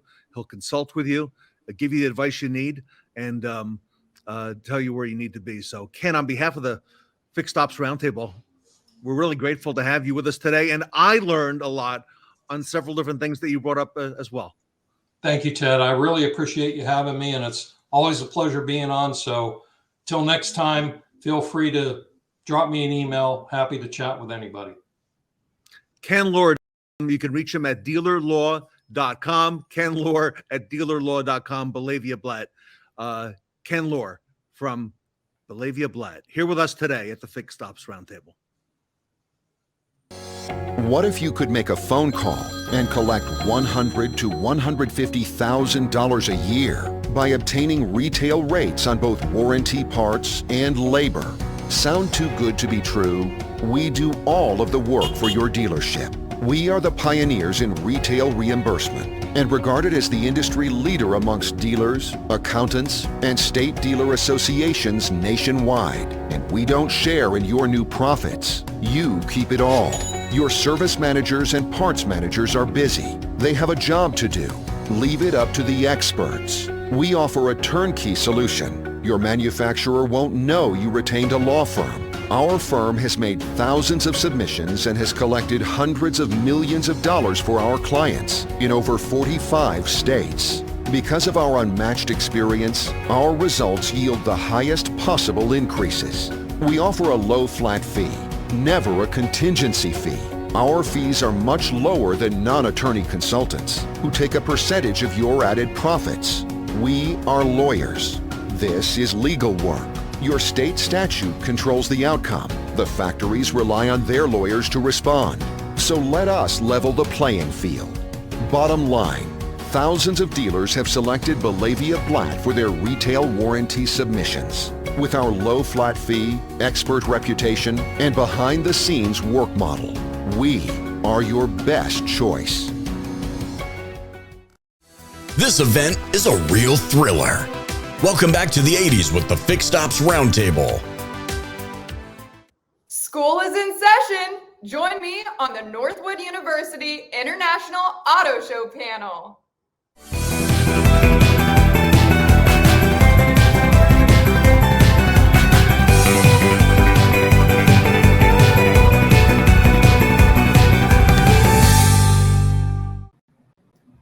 Welcome back to the 80s at the Fixed Ops Roundtable, and today we are here to learn all about the Northwood University International Auto Show. Ted, we have been looking forward to having these guests on the show for a while now. Kara, it's been a long time coming, and I'd like to introduce them to everybody. They are Cole Briggs, who is a student at Northwood University, and he is the general chair of the Northwood International Auto Show. Cole, welcome to the Fixed Ops Roundtable. Thank you. We're glad to be here. Thank you, Ted and Kara. Also on the screen with us today is Elgie Bright. Elgie runs the Northwood program. He is the chair of automotive marketing and management at Northwood. Elgie, welcome back to the event. Thank you, Ted. I appreciate it. Kara, good to see you again. Great stuff. And working diligently to put all this together is our great friend, Mike Stoll, who's the senior director of customer success at CDK and an adjunct professor. So does that mean, Mike, I have to refer to you as Professor Stoll today? Ted, you refer to me whatever you want. I just want to thank you and Kara for always including the Northwood University students and all their efforts in your roundtables and talking about these bright students and how bright the future is. So from CDK's heart, Ted, thank you very much for you and Kara always include these bright young minds. I love it. All right, everybody. So let's get things started today. And Cole, I'm coming to you first. First of all, tell us, what is the Northwood University International Auto Show? Yes, of course. Thanks, Ted. So the Northwood University International Auto Show is the largest outdoor new car auto show in North America that is 100% student ran. We're all volunteers running this. Wow. So just students. So what does it mean to you, Cole, to have this large of a show be completely ran by students? Yeah. So the biggest thing that I think Northwood just prides itself on, as well as specifically being in the auto show, is the real life hands-on experience. As a student, we're not just going to class and then going to our jobs and just, taking everything we can learn from our classes and that's it. We're going to our classroom, and everything that we're learning, we're able to demonstrate and immediately apply it right to our real world life experience, such as the auto show. So we're learning exponentially. We're learning how to finance the show, how to run the logistics of the show, to market effectively, to advertise, to the correct audience and to broaden our audience, and just in general, how to manage volunteers. So it is endless fun. We enjoy it every year. Cole, I could tell there's a lot of moving parts. I got to ask Elgie, if you would elaborate. Elgie, 60 years, International Auto Show. So there's some great history behind it. And has it always been a student-run show? It has. It's in the DNA and the legacy and heritage of the university. We're not a research university as such, but experiential learning really supplements the theory and application for these students, that they can get into this real world laboratory and not only see how first class auto shows are run, but first class businesses. And the students come from all of the majors across this business school, supply chain, finance, accounting, and they just do a wonderful job. Not only do I get a chance to be an advisor, but I'm a fan. And Elgie, the alumni out of Northwood is just fascinating, because not only does that comprise, dealers all throughout North America, you've got all the, CDK as a great example has so many alumni. Okay. CDK Global from Northwood, and so many companies, that, like you just said, that make up marketing, logistics, finance, service, and parts. Elgie, there's a little bit of everything. And, it all starts there at Northwood. It does. I had a wonderful career before with General Motors, but when I made the transition to Northwood, I couldn't believe how many people that I had touched in the past. We didn't, talk about our alma maters or anything. That once I got the position at Northwood, they said, I'm a Northwood grad. And I was like, what? And it, as you say, it runs the gamut from the manufacturers to the dealers, finance companies, marketing companies, and to see these alumni in these positions of responsibility, and then knowing that our students get a chance to be not only inspired by them, but can actually see themselves in various roles that they have in industry is rewarding. And Mike, you've got a great vantage point there at CDK Global. Mike, tell us what has brought you back to Northwood, and what are some of the things that you see that we should be aware of out here in the business world? It's what brought me back. They were in a situation a couple years ago where one of the professors that was teaching in the automotive marketing and management fixed ops took ill, and LG Bright was talking to a couple of the alumni that are CDK employees and said, hey, do you know a guy or a girl that, and they said, oh, we know a guy. we know a guy. And I went through a vetting process with Professor Bright and a couple of the other ones. And it was a matter of moments that I knew I was in the right spot. And I get up at 4:00 in the morning and I drive at 2.5 hours. And I break all kinds of speed limits to get there, because it energizes me and my life, where I can impact others when you engage with these future leaders that have chosen Northwood University for automotive marketing and management. And I don't only mean that curriculum, their accounting curriculum, their hospitality curriculum. They've got multiple, universities there with career programs, and all of the students come together as one in order to support Cole in his leadership team in this auto show. So, Ted, we've been talking to you a long time about coming up there. I'm telling you, if you come once, you will beg to come back, because the insights and the energy and the just the overall collaboration and the way that these young students think, I am convinced that automotive's future is extremely bright. And that's why we continue to invest in their growth and development. And there's thousands upon thousands of Northwood University alumni across the industry right now, and auto dealers and OEMs and aftermarket companies and all of the partners that are banding together in a very, very consolidated effort, including some of our competitors, in order to help these students grow and develop. And the blessing is that once they get turned on to an internship program in their sophomore and junior year, they can kind of start to realize their potential, that they can actually do and have an impact. And to watch these students come in as freshmen and end up like Cole and his team of amazing students getting ready to get out in the marketplace is very fulfilling personally, Ted. And I'm telling you, if you and Kara, when you come, you will want to come back. So I've been fortunate to be picked, and I'm going to do my best to keep providing energy and insights and vision. So thanks for asking. So, Kara, it looks like the dates scrolling on the screen for the Northwood University International Auto Show are October 6th and 7th and 8th. So, Kara, what do you say we take our pop-up events and take our show on the road and come up to Northwood during that time? I think that's a fantastic idea, and I know we would be happy to go up there and support everything that Northwood is doing and honestly learn about everything that goes on there and kind of what bright futures these students have. I know we've talked about it for some time, and it's going to be interesting to learn about all the facets of Northwood. So I'm excited as well. Let's ask Cole. Cole, who's involved in the show and putting all this together?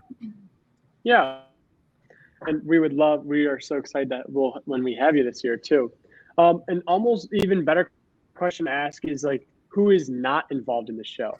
There's so many students that get to be a part of this, and starting, with our advisor, Professor Bright, and one of our, amazing mentors, Mike. We then have me as the general chair at the top. Again, I'm a student, and then we have an executive board of we have 20 people that are planning and running the operations, events, financing, marketing, logistics, all the work behind that. And then after that, we then hire around 50 to 60 team captains, more so depending on what dealers and vendors are able to send their product and cars to the event for, which puts us at, and they all hire a co-captain. So that puts us at around 100 team captains in leadership positions. So that's 100 plus the 20 already of us. That's 120 of the students. And then on each team, it ranges about 3 to 12 actual team members. And just last year, we had over 400 team members volunteer to help. It's amazing. Everyone that participates is a student volunteer. So they all have jobs, classes, sports, and other extracurriculars going on when they sign up for this. It's amazing. Wow. So what are the requirements for these students to be a volunteer at the show? If they've got all this going on, they've got class, there any requirements they need? Yeah, that's a super good question. So, and Professor Bright talked about it earlier too. It's often mistaken that you have to be in the automotive and aftermarket program at Northwood to be a part of this. And although automotive and aftermarket majors, they are more heavily involved than most of the other majors, we take any students that are willing to get their hands in the automotive industry from like all different aspects of the show, requiring like a super large and wide variety of skill sets. And I would often say, like, me being a prime example. So I'm an operations and supply chain major and finance major. So I don't necessarily have an automotive background, except for the fact that I live in Michigan. There's really no escaping it in that. But you don't have to be, you don't have to love cars or anything to that magnitude to be a part of the auto show. There's so many different opportunities to learn in there. It does help if you love cars, though, because it's an auto show. So. That's incredible. I would assume that most of these students were studying something in the automotive field, but I guess you're right. Maybe it's just a passion for them. And I know that it's the 60th anniversary, right? So is there anything that you've been focusing on coming into that? Yeah, so this is a big thing, a lot of responsibility this year in the diamond year. So often in the alumni community and just other Northwood communities, Northwood is referred to as the hidden secret. So, located only 2 hours north of Detroit, like we're focusing on a lot of funding and timing and developing our marketing plans. So a lot of networking and trying to broaden our audience and just our market in general to really effectively show the actual auto show and just make more people aware of not just the amazing like student-led car show, but just Northwood in general, because we have so many, programs to offer with a bunch of amazing professors and mentors like we have today on the call. So there's a lot going on in that aspect, more so just bringing more awareness to it. Absolutely. I'm sure there's many young people out there that have, never heard of this or have no idea that these opportunities are out there for them. It's wonderful. Right. And, for those who don't know, or, those who are new to automotive, Elgie, Michigan has a very long and rich and colorful history, with automotive. And I mean, all parts of automotive. I was in the car business, Elgie, and Mike, I don't know if you know this, for 10 years before I ever went to Detroit. And my mentor took me to Detroit and took me to the General Motors building downtown and the Fisher building, and, got to see all the history of the plants and the Rouge. And Elgie, it's amazing all that's gone on in Michigan. That's true, Ted. I often tell the students that if they spent time in Flint, Michigan, for instance, or Pontiac or Saginaw, they would see the history. Western Wayne County, we just had a wonderful business leaders forum down in Dearborn, Michigan, and so the story of these titans of industry, from the Henry Fords to the Billy Durants, I would say Walter P. Chrysler, but most of people outside of the industry wouldn't realize that he was the president of Buick, and that there's so many intertwinings with the early car history, and hundreds of companies that funnel to what we have today. But for students of history, the wonderful museums, and just a side, here at Northwood University, Midland, Michigan, the Automotive Hall of Fame was on this campus for 25 years. We still work with Sarah Cook, and she's just a wonderful resource. Our students get a chance to be escorts at the Automotive Hall of Fame down in Dearborn, and so a rich history in Michigan, but also connected to Northwood.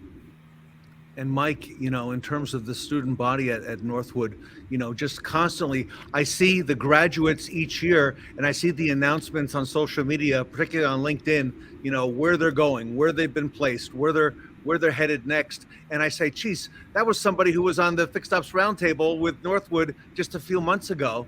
And it's amazing to see those people already moving up within our industry, Mike. Yeah, I think there's a couple things to think about, Ted. As the juniors and seniors in high school are trying to think about, what's next. The tours and watching the students, bring prospective students on campus and watching them walk around with the families. And every professor, every student, when you're touring somebody, everybody stops and talks to them. Everybody stops. Now, not only is Northwood University, impactful that way, but they play extremely strong Division II athletics. It's a small, powerful university, that has tremendous upside, but a really tight family environment. So, two things to think about. If they're not sure and they want to get a degree in accounting like Cole, I think we'll still get him in automotive somehow. We're working on him. But it creates that world of opportunities for them to be able to find something small and impactful, that they've got great athletics, they've got great outside activities, in addition to this student-run auto show. And I want to just kind of highlight a point that Cole made. His boardroom is next to Elgie's office, Ted. And I'm telling you, we should take some pictures of that and look at all the actionable items that he has on the board, the things that he's got calculated in Google. There are hundreds upon hundreds of tasks that need to happen to manage just one OEM coming up. And they don't have a couple cars, Ted. They have, how many did you have last year, Cole? 700 and 540 some. How many was the number of cars that came on site? It was a lot. It was north of 250 actually. So plus all the people that are coming on campus. How many people show up during the auto show weekend? Oh my goodness. And it fluctuates often between year and year, but last year we had north of 10,000. Yeah, so they've got this year over year model that they follow, but it's new to every one of the students. And the ones that get involved in this program as a freshman, by the time they get up to the level that Cole's at, they're in some serious leadership positions to keep this legacy going on.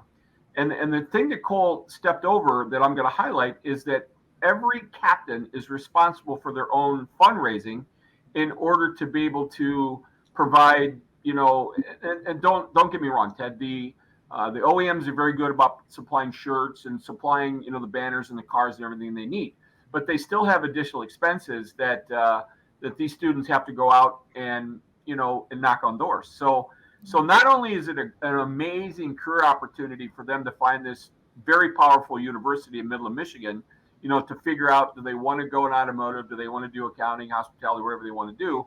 It's just an amazing campus of free enterprise and allow them to be able to grow and develop themselves. And then, by the way, they could be part of an auto show that's 60 years in the making.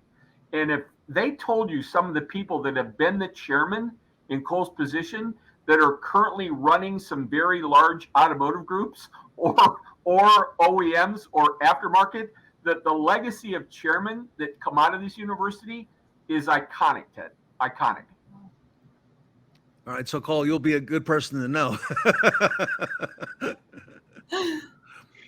By the way, Cole, that accounting degree is not so bad. A good friend of mine who just retired from Subaru, Tom Dahl, started off, Mike, as an accountant at Subaru and left after 42 years as president and CEO of that company, and really put his mark and stamp on the company for many, many years. So you're in great shape there.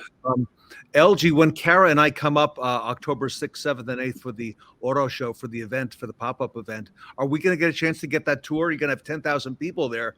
I'm not sure. Will we be able to squeeze us in? It'll be more than 10,000, and we will squeeze you in because you know what? Just use one name on campus. You use the name Mike Stoll, we'll get you wherever you need to be. Ted Farrell, I'll get you into any building, any event, any.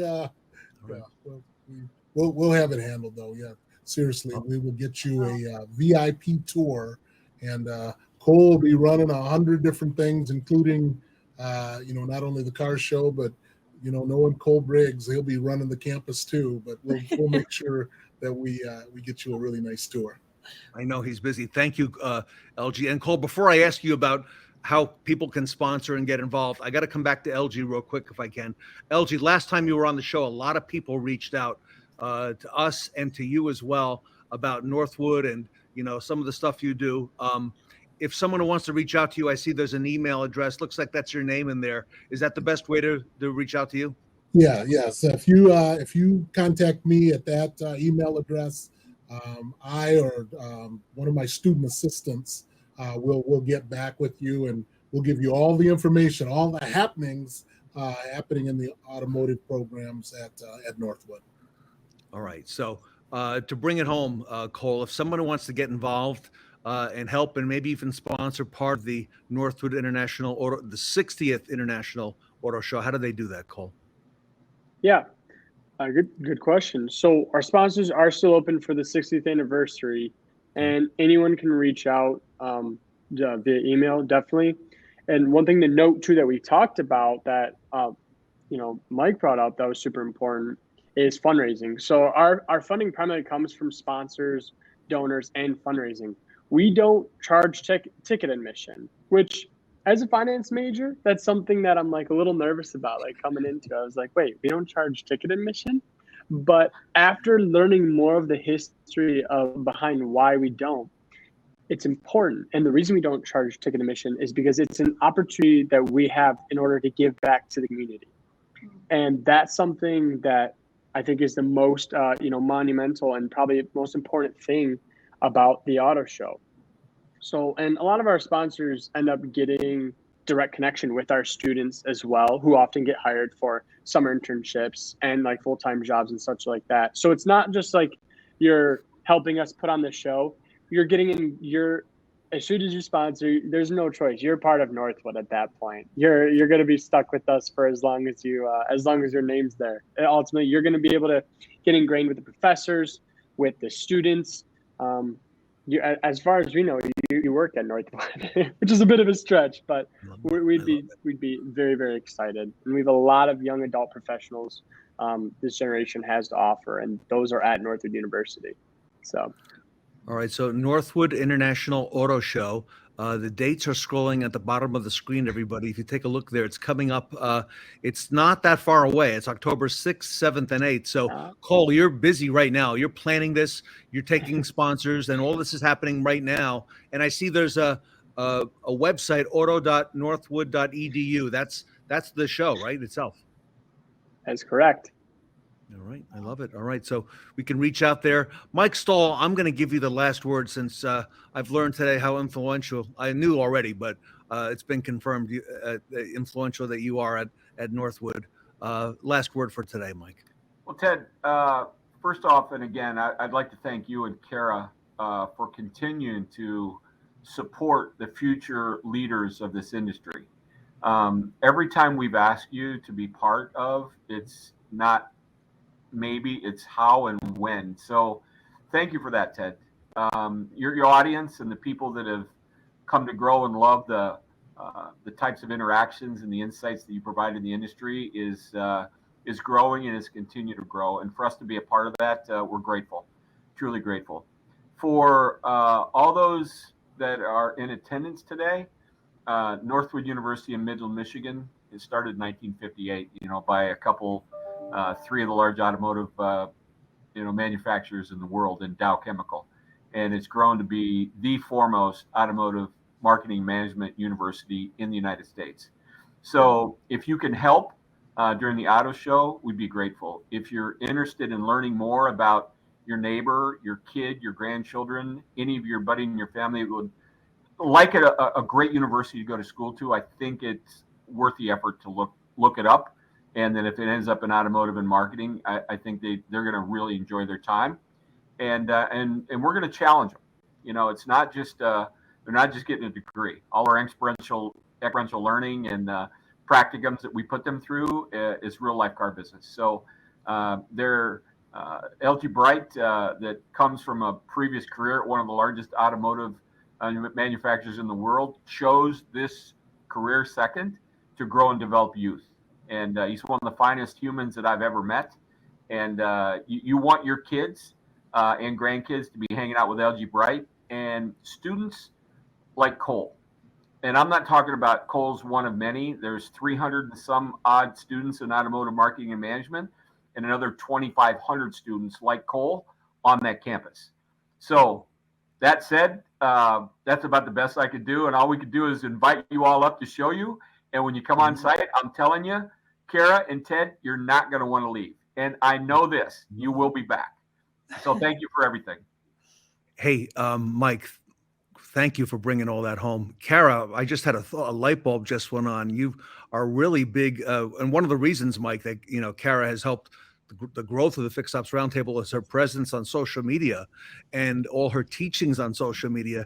Kara, somehow I see a connection with you in Northwood here. Maybe a class, maybe something that Elgie might want to consider as a curriculum down the road with the expert on social media for dealers. Kara, what do you think? Man, my wheels are already spinning, Elgie. Don't you worry. I'm going to be up in Michigan before you know it. Come on, Kara. Come on. Yeah. I would love that. And I was telling Ted before this that I have a love for education. I'll always encourage education. So if there's anything I can do to help, I'll be there. Kara, I'll help you with an assignment. So CDK sponsors a Women in Automotive workshop on Saturday mornings during the Auto Show week. It was extremely well attended last week. And for you to be one of the women in automotive sitting at a table, inspiring all of the students that come and sit at your table while they rotate around. So if you're in, just by doing this, like Cole said earlier, you're part of the family, and you would have a monster impact on those men and women, because we have multiple people that come to the Women in Automotive, and it's pretty fun. But if you're interested on that Saturday morning, count you in. We'll put you at a table. You'll get to meet the president of the university's wife, Mary Ellen McPhee, who actually coordinates the activity. And it is a lot of fun. A lot of fun. Well, I will be there. Sign me up. I look forward to it. Great stuff happening right here, everybody, at the Fixed Ops Roundtable. So I want to thank Mike Stoll from CDK Global, Elgie Bright from Northwood University, Cole Briggs, a student at Northwood, and the general chair of the Northwood University International Auto Show. Everybody is coming up this fall. Kara and I will be there. It's going to be October 6th, 7th, and 8th, 2023. You can go to auto.northwood.edu to learn more about the auto show. Make your plans, your travel plans to be in Michigan in early October. LG's email is scrolling at the bottom. And on behalf of the Fixed Ops Roundtable, everybody, thank you so much for your time today. And what a great effort and a great cause. So, thank you, Ted. Thank you, Kara. Thank you. All right, everybody. The Northwood University International Auto Show here today at the Fixed Ops Roundtable. These are the best moments when stress fades away and life can be enjoyed to its fullest. And helping people connect to these moments, that's what you do. Every day. Helping them find the car that's just right for them with an easy flow from website to showroom to financing. Ensuring that their car runs safely by sending reminders to show you're thinking of them and scheduling service that fits their busy lives. You're even helping keep their personal data protected. So times like these are worry-free. And we're here, behind you, every step of the way, through relationships built on years of listening and understanding.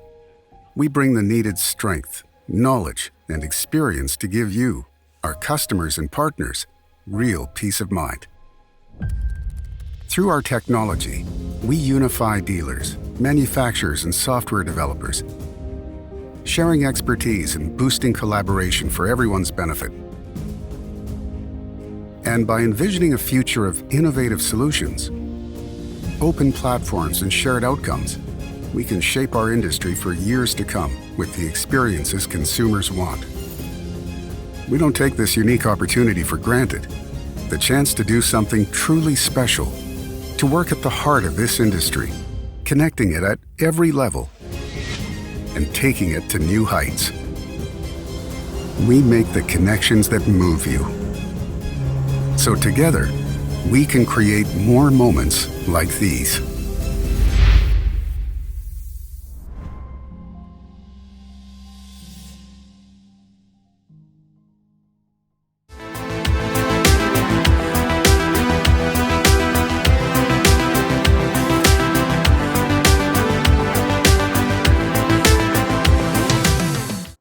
Take a moment now to pull out your phones to scan the QR code on your screen to vote for the Best Practice Awards that will be announced at the end of the event.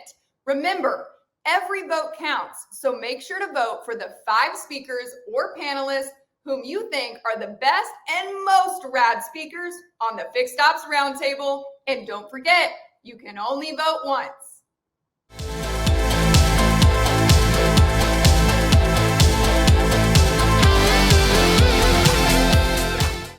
We're starting a revolution with Mike Rich from Revolution Parts up next.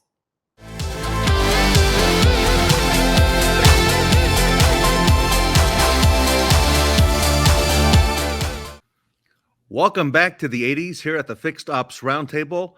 Mike Rich is the Vice President of Marketing at Revolution Parts, here today to talk to us about a new obsolescence tool that's just been released by Revolution Parts. Mike, welcome back to the 80s. Hey, Ted. Thanks for having me. Hoping we have a most excellent time. And what better theme to talk about obsolescence than the 80s? You know, and think back, and we didn't have any of these tools, years ago that we've got now. And you've got so much in place at Revolution Parts. And, I've heard so much talk. Parts has now really become a huge part of the Fixed Ops Roundtable. So I got to start with the basics. Mike, what are you hearing? What are dealers saying about obsolescence? Yeah, so it's a topic that comes up for us a lot of times with dealers. we talk to, I don't know, probably 10 dealers a day on the phone here. And I'd say 25% of them have an issue with obsolescence. It's either because they special order parts and then they can't return them, or parts get returned to them, then the manufacturer won't take them back, or they just get too much stuff pushed to them and it sits on their shelves, and they just compile this obsolescence. And a lot of times it's kind of stuff, it feels like they just push it into the corner and it just kind of sits there, and the pile of obsolescence just grows and grows and grows. And then next thing you know, a quarter of your warehouse is consumed by obsolete parts, and you're just looking for, someone to push them off to. And most of the time you just write them off and ride into the sunset. It's the one inventory the dealer actually owns. Now, I've heard, as I mentioned in the opening, that you at Revolution Parts, Mike, you've released a new feature to help dealers to combat this obsolescence. Tell us more about the obsolescence tool. Yeah, so we have this new tool, obsolescence tool or obsolescence buster. We're still kind of tweaking the name of it a little bit, but it's a dynamic obsolescence pricing tool. So what you do with this new tool is, with Revolution Parts, we get all of your DMS inventory. We know everything you have in stock. We know the last day you sold something. So you set a rule in the tool and you say, if something has been on my shelf for X amount of time without any sales, or if it's been X amount of time since the last sale, then tag this product as obsolescence, or this part is obsolete. And then we have a set of dynamic pricing rules that say, if a product is tagged obsolete, then set these pricing rules on that product. So what it allows a dealer to do is to have automation behind tagging obsolescence that then pushes custom pricing on those obsolescent parts to really kind of lower the price of them a little bit and make them a little bit more attractive to the consumer who may be looking to buy that part at the end of the day. Now, I know Revolution Parts doesn't do these things by accident. Give me a little bit of the backstory on this. Has this been in the works for some time? You've been using this with dealers in the recent past? Yeah, it's been in the works for some time. So we used to do some stuff around using categories in the DMS to identify obsolescence. We still do that today. Like, in this tool, you can say, if it's in this category of my DMS, they consider it obsolete. But it was really kind of a manual process in the past. Dealers would look for a category, and then they would tell us, and then we would manually do this thing, or they would go up and they would manually adjust pricing. So we've had a lot of dealers doing this manual process over the years, and it was really successful for them in terms of selling obsolescence. So we thought last year, probably mid last year, hey, how can we really, automate this for dealers and allow them to get more money off their obsolete parts than they are today? Wow. Everyone, we're talking to Mike Rich. He's the Vice President of Marketing at Revolution Parts. Mike, how does the obsolescence tool that Revolution Parts has, how does that compare to other methods that dealers use to typically get rid of obsolete inventory? Yeah, great question, Ted. So I'd say the typical method that dealers use to get rid of obsolete parts is probably an obsolescence broker or parts broker, or CDK or some other solutions are out there where you'll basically put your parts. Someone will come in and will buy all your parts from you, right, for pennies on the dollar, 30 cents on the dollar, 40 cents on the dollar, 25 cents on the dollar, or you'll put them up on some sort of portal, and other dealers will see the price of those parts and then be able to kind of bid on those parts and then reach out to you and have a phone call with you and negotiate it. So a lot of it is really manual and working with people, where the Revolution Parts solution's different is it dynamically does it all for you. So you don't have to manage, what's obsolete. You just have to set your rules to define what's obsolete. And then what we do is we push it to eBay as probably the primary channel. So eBay has the largest kind of network of buyers that are actively searching for hard to find and obsolete parts. So we push all that inventory over to eBay for you. at those with those specific pricing rules to help you sell it there and get premium dollar, for the obsolete parts. And it's something we've seen a lot of dealers have success with. Before we released this tool, it's funny. We've sold a lot of dealers over the years that had obsolete issues. And they would come on the Revolution Parts platform and start selling their obsolete parts. And they would burn through their obsolescence, and then they'd be nice and clean. And then they would go and start to find other dealers who had a bunch of obsolescence and buy that obsolescence for pennies on the dollar and then sell it through Revolution Parts to make, a profit. It's really no different than what the brokers do. I mean, when a broker buys obsolete parts from you, it's not out of the kindness of their heart that they're coming to, clear your shelf space. There's money in those parts, and they know there's money in those parts, and they're, trying to buy them at a low cost and then sell them at a premium. So we're just trying to enable the dealer to get more money for those parts before they ultimately, write them off and sell them to a broker like that. And Mike, I remember at our last event, the Wild West, I learned that Revolution Parts, you have expertise in eBay far beyond what any typical dealer or dealer group would have. Talk to us about that, because most dealers don't have the insights. They don't know the ins and outs the way that you folks do. Yeah, so we have marketplace experts, eBay experts on our team. So when you work with Revolution Parts, you get access to these marketplace experts, and they help you set up your eBay account. They help you with the pricing. They help you learn how to fulfill properly.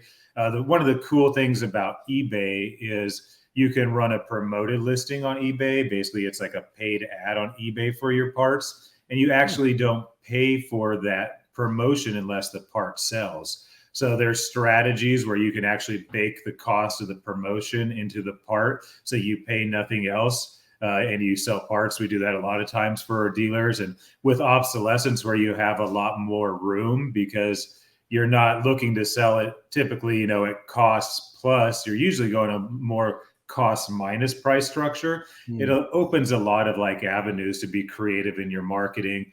And we have a lot of people over here to help you with the marketing if you need the assistance. Just like we have the obsolescence tool, our eBay integration is a great tool too, because it allows you, to instantly list all that inventory. You don't have to sit there and manually, type on your computer part by part and upload picture. You just say, all right, it's tagged obsolescence. Here's the pricing rules. Ship all that stuff to eBay, start selling it. And Mike, as part of what you do you help set up that eBay, if you will, storefront for the dealer? Yep. No, we'll set up the full eBay storefront. We'll get it optimized. We'll help them on the verbiage, the whole 9 yards there, really. Wow. So do you find a lot of dealers? I mean, I know you mentioned earlier the ones, that sold out on their obsolete inventory and started, looking for other dealers' inventory that they could buy and then resell on Revolution Parts. But are a lot of dealers having success selling their obsolete parts online?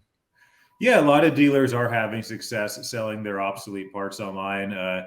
We see more and more dealers, use the online channel as a way to sell the obsolescence. And specifically because the margins aren't as big of a concern, so there's more profit in. A lot of dealers have the kind of mind state that, any dollar you get for an obsolete part is a positive dollar because you've written it off. So it's a great place to capture, the actively engaged buyers that are looking for those obsolete parts you have. And what's great about this tool as well is most of the time when dealers come to us, it's because they have, like I said, a giant pile of obsolete parts in the corner and it's taking up shelf space. This tool is really designed, you get rid of that giant pile, but it's designed to keep you from getting a pile again. So it's, real time, actively tagging and managing your inventory for you to make sure that stuff, as it goes obsolete, it gets special pricing and it's sold instead of waiting for you to pile up and be like, oh, I got this giant problem. Now what do I do? And that's so common because, once, let's say an OEM helps a dealer, as they have in the past, right, with certain obsolete inventories, after a small amount of time, what happens? The dealership goes right back to having a large number of obsolete parts. Mike, are there other ways that Revolution Parts can help dealers reduce their obsolescence? Yeah, I mean, this is really the main one is, tagging it and selling it, on marketplaces. We also can help dealers by putting those parts on their website if they're looking to stand in a website and market direct to consumer. We are working on potentially an obsolete part marketplace or selling channel that combines all dealers' obsolete parts. Think of it like clearanceparts.com. That's something that's kind of in the works in the background that might be rolling out later this year. So that's another place to help dealers get rid of obsolete parts. And we are also, looking at some like B2B type channels where repair shops and other, wholesale buyers might be able to come in and see these obsolete parts as well and see the pricing. So we're trying to grow like the buyer base for all of our dealers and really just take their inventory and, expose it at as many places as we can to get them the sales that they need. What if I'm not a Revolution Parts dealer right now? Maybe I was in the past, I'm not today. Can I come specifically, for this reason, and then you get us on board the platform? Yep. Yeah. So we have 3 different packages at Revolution Parts. We have one solution that's really just tailored to this pain point of obsolescence. So you would come on and you could sign up for this pain point of obsolescence, and you would get all the tools we have that help you solve, this obsolescence problem. Wow. Okay. I love it. And it's more than just an eBay store because you help on other platforms as well. I recall that you've been working with dealerships' websites, Amazon. Talk to us a little bit about that as well. Yeah, so it's more than just that eBay. Like you mentioned, like we work with the dealer to stand up a website and have, the special section for the obsolescence there. We have direct integrations with Amazon. We have a plugin. We have the ability for you as a dealer to give a password credentials to your buyers so they can log into a portal and get pricing rules that you set for them so they don't have to call you, to get pricing. They can just log in, shop 24/7, get pricing rules you set for them. So it's really about, digitizing your parts department, streamlining and being more effective and more efficient. Hard to believe here in 2023, not the 80s. Are there any dealers not online? I imagine there are still quite a few online that are not online, rather, using these tools. Yeah, there's quite a few that are still not online. I mean, it's pretty easy to see. You can go to a dealership's website. You can click the parts tab at the top. And I'd say probably about 70%-ish of, dealerships, when you click that parts tab, you're going to get a form that says inquiry about parts. I mean, no one buys anything like that in 2023. Maybe in 1980, you'd complete a form to get someone to call you back. But yeah, that doesn't happen anymore. Everybody, Mike Rich is giving parts a whole lot of love. He's the vice president of marketing at Revolution Parts. Mike, if our audience wants to get on board, I know you do a lot of things to help dealers. You know this marketplace. You know what's happening. You see all the current trends. How do we reach out to you, and how do we get involved? Yeah, if you need more information, you have questions, I'm always open to talk. You can email me at mrich@revolutionparts.com. You can also just go to our website, revolutionparts.com, complete a form. We'll get back to you. But no, it's really obsolescence. It's a big problem for dealers. We really, want to help dealers solve this problem and eliminate this obsolescence and, get them more money for the parts at the end of the day. Mike, thank you so much. Mike, I love the hair, by the way. Hey, thank you. I've been working on it for weeks. Well, you look great. You fit right in with the 80s. And I tell you, a whole lot happening in parts, more than I've ever seen before. A lot of movement, Mike. I know you're seeing that as well, from your vantage point at Revolution Parts. On behalf of the Fixed Ops Roundtable, Mike, I want to thank you for all you do for the industry. Mike Rich from Revolution Parts here, back at the 80s at the Fixed Ops Roundtable. Thanks, Dad.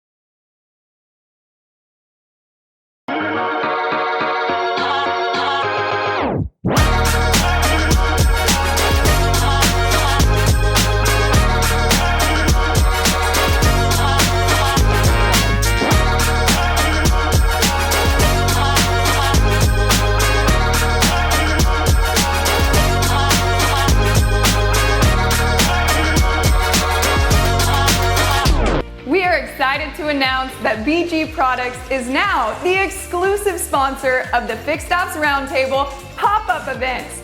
Ted Ings and I look forward to seeing you at these special events coming to a dealership near you. Follow Cara Delaine and Ted Ings on LinkedIn, Facebook, and TikTok. We will see you soon.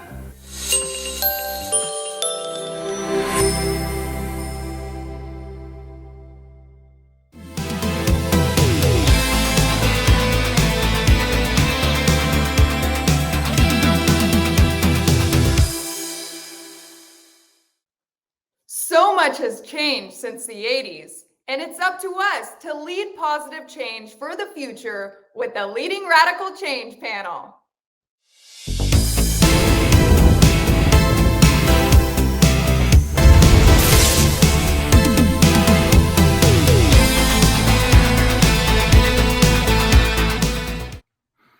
Welcome back to the 80s at the Fixed Ops Roundtable. This panel is about leading radical change in automotive retail. I'd like to introduce the panel to you today. They are Tully Williams from the Nilo Company, Ed Roberts from Bozard Ford Lincoln, Mike Cavanaugh from Lithia and Driveway, Steve Woessner from Blue Oceans Global Consulting, and David Vallone from Vallone Consulting. Gentlemen, welcome back to the Fixed Ops Roundtable. At our last event, I asked many of you what radical change means to the retail auto industry. And Mike, you shared on that panel that radical change means serving our customers wherever, whenever, and however they desire. Ed, I remember that you said it means shifting the mindset, okay, from the way I've always done it this way to maybe looking at it a new way. So I want to lead off today. And Mike, I'll come to you first. On that particular topic, how will radical change affect dealership management teams to stay competitive and relevant in the marketplace as we move forward, Mike?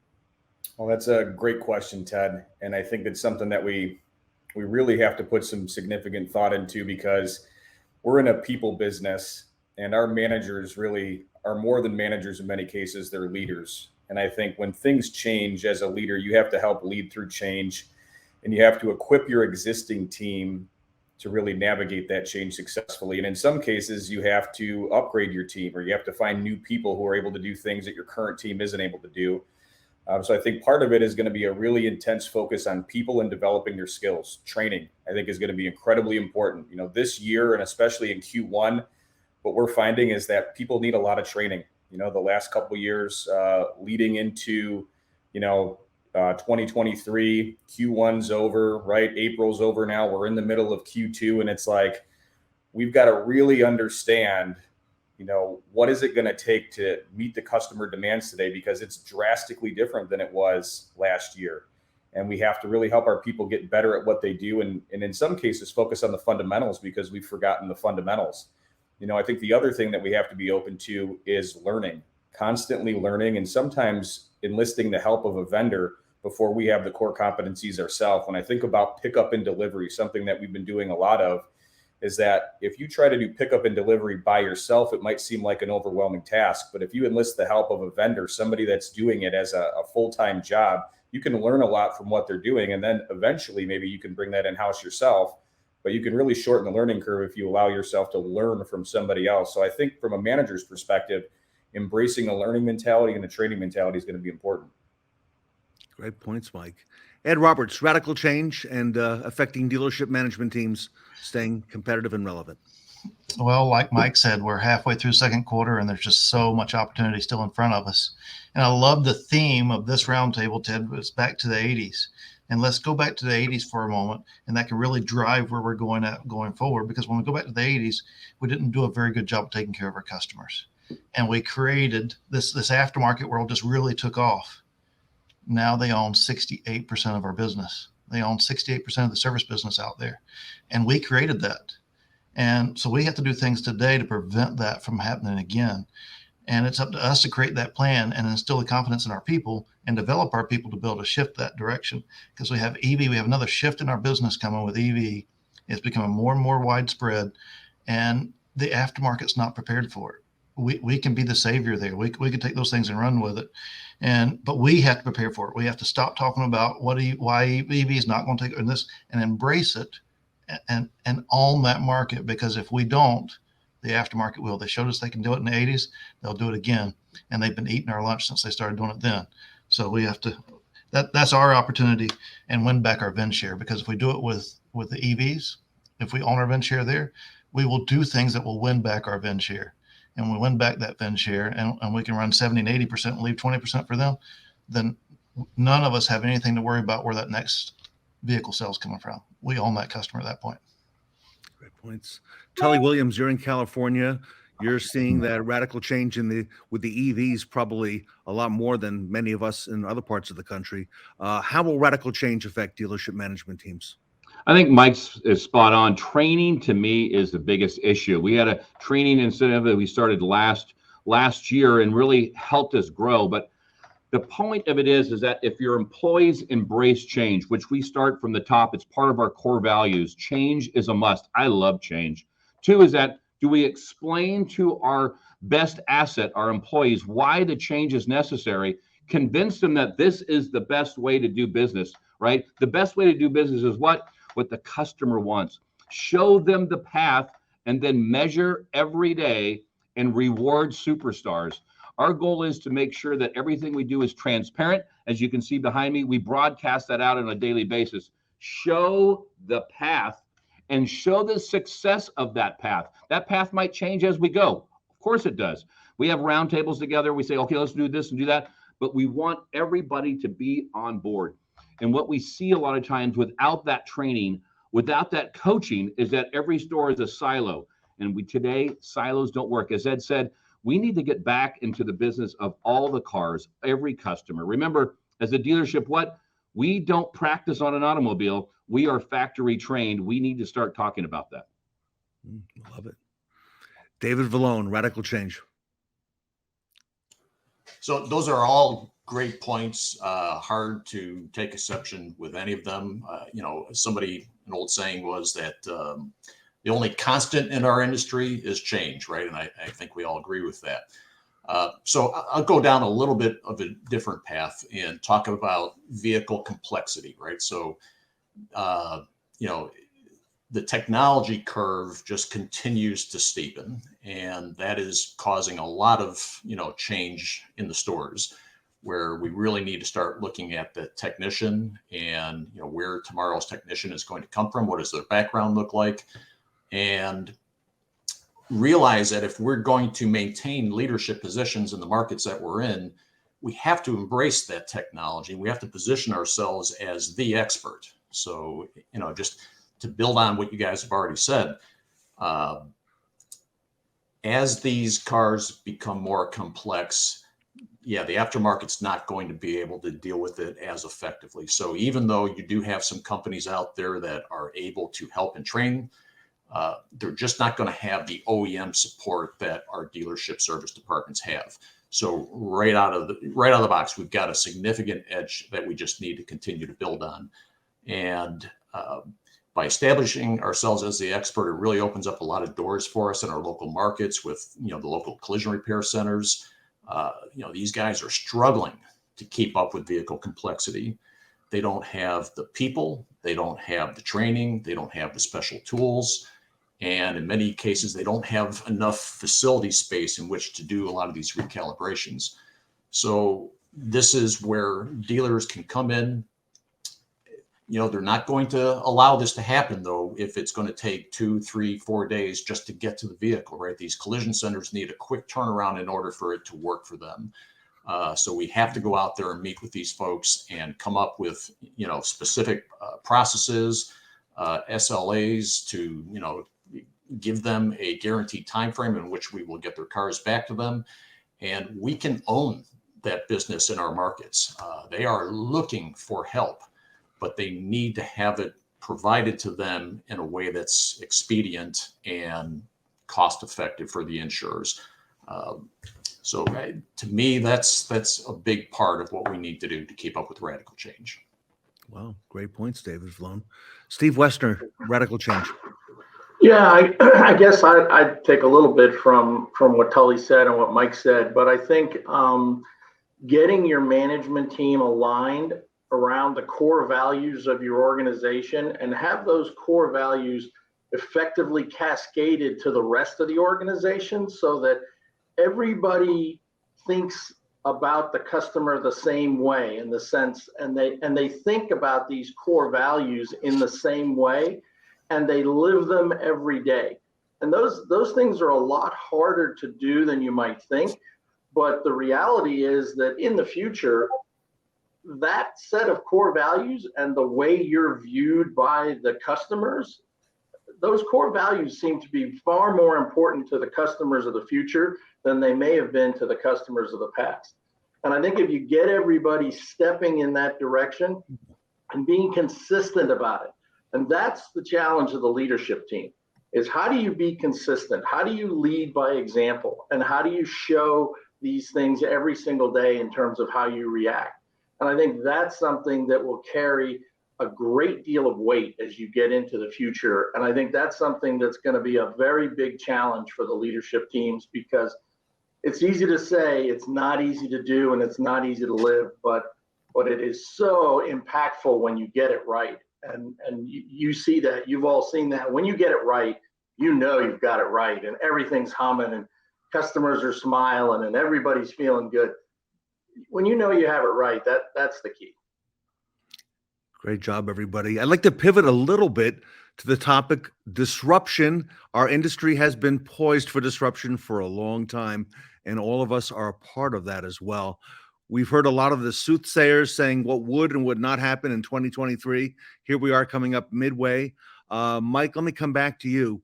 What do you think will cause the most disruption in our retail auto industry this year in 2023?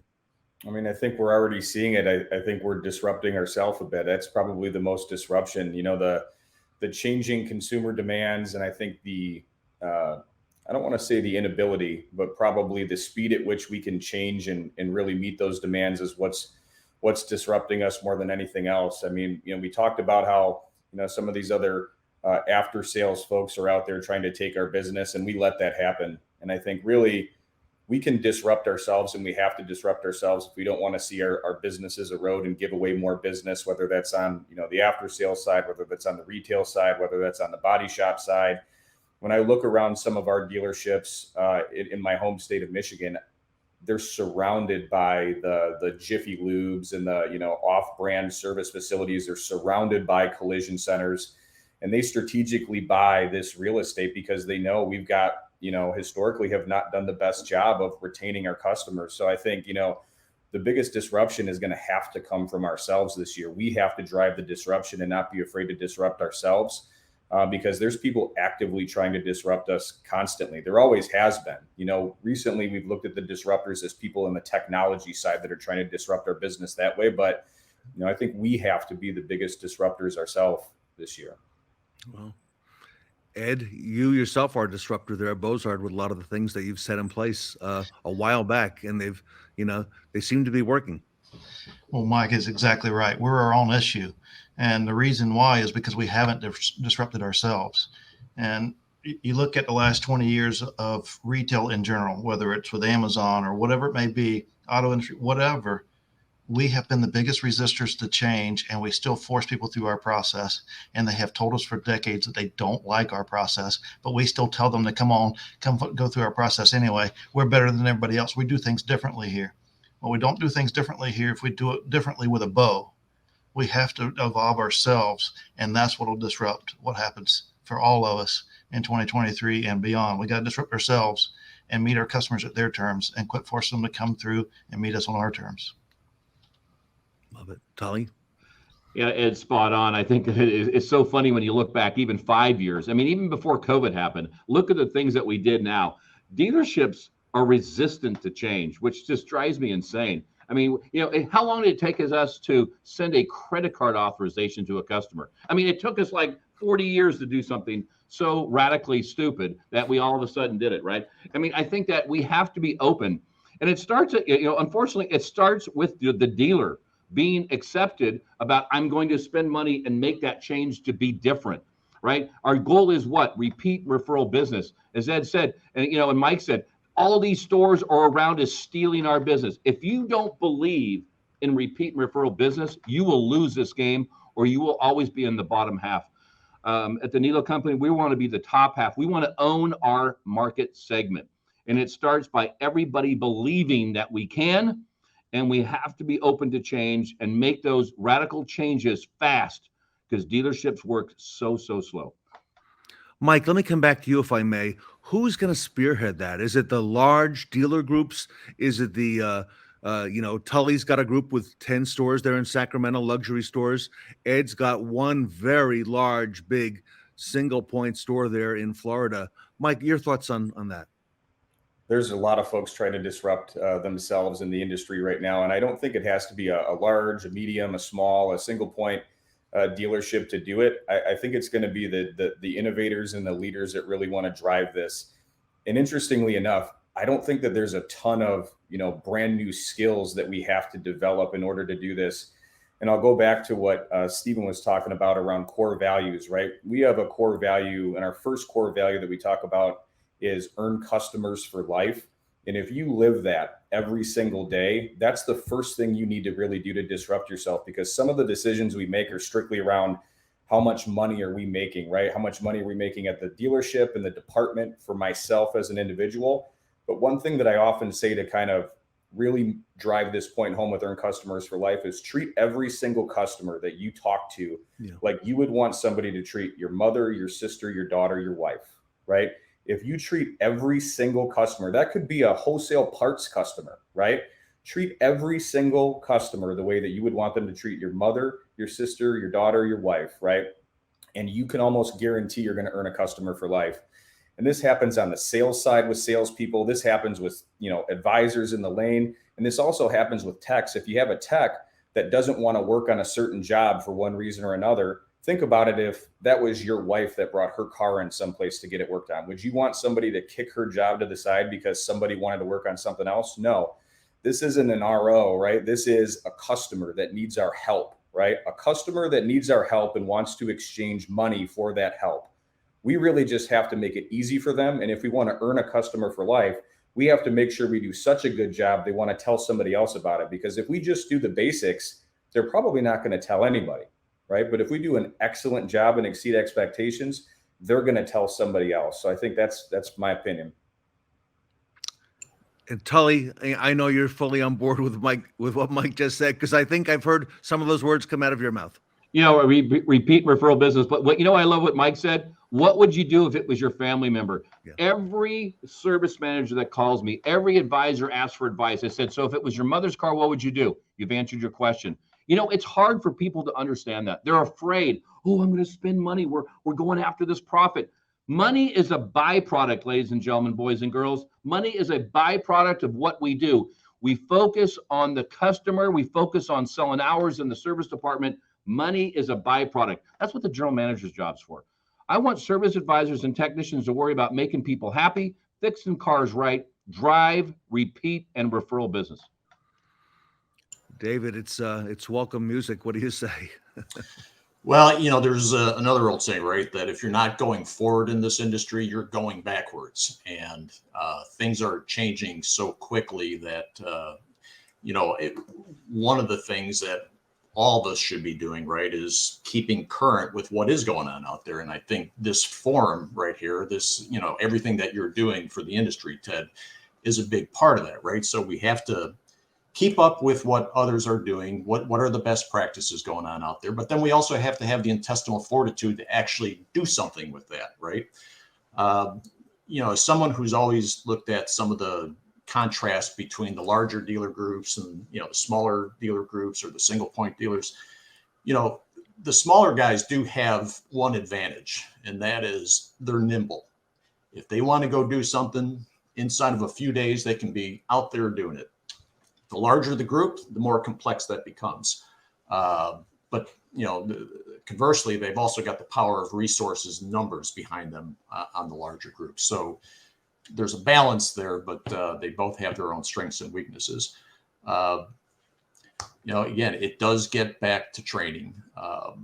Everything that we are talking about here has a training component to it.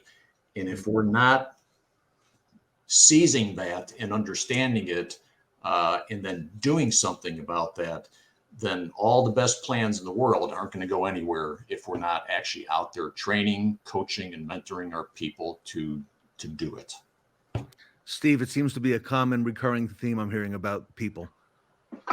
Yeah, no, I think, I talked about it a minute ago with the core values piece of it. The other side of the challenge that you're going to have in disrupting yourself is getting away from the fear of technology.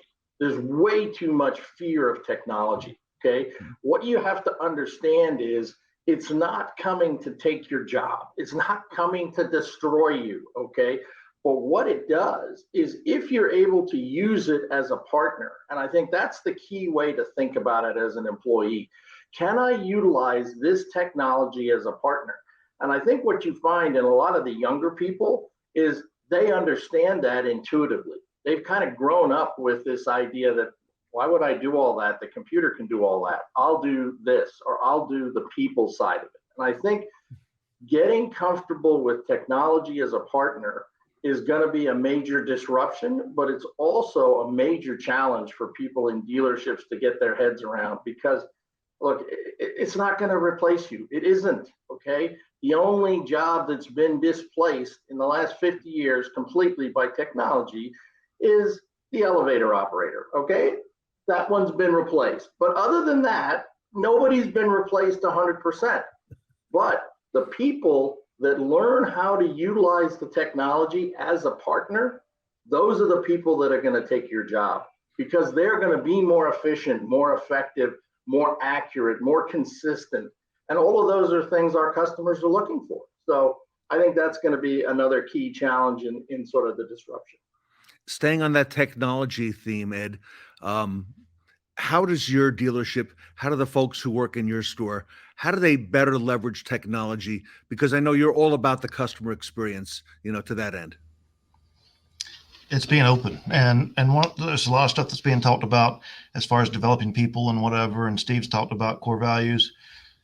Well, ultimately, and somebody talked about development. It's about developing your people from the beginning, because everyone has habits. And when you bring somebody in from the outside and someone else, they have the habits that they did at those places, and they don't carry forth the same things that you bring forward here. And when you develop those people in-house, it's easy to carry those habits forward. And when part of what you do is go through change, one of my favorite sayings is from Charles Darwin, that talks about you have to be able to accept change. And when they're built into accepting change, then they expect it. And you can come to them with a product, let's try this and whatever. That starts with trust. So you have to build that trust with them, and then we can come at them and use different AIs for different things. Do I want AI talking to a customer? No, but there's things that AI can do that can enhance our level inside the store as our people talk to our customers.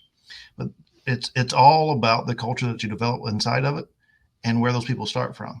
And I don't like, do I do it? Yes, but it's very minimal. I don't like to bring people in from the outside. I like to create them from the inside, and then they follow whatever path. And I don't have to worry about 25 other people in their ear all the time trying to get them to come work for them, because they don't even know them. And then we can continue to develop that person the way we want them to develop, and then we all grow from there. Tully, I know you're all about enhancing that customer experience also. How about leveraging technology for you? I tell you, Ed's spot on this. I tell you, pathways for your employees is the best thing you could ever do. If anything that comes from this is a pathway for a cashier, a pathway for a porter, our cashier is now our controller of our company.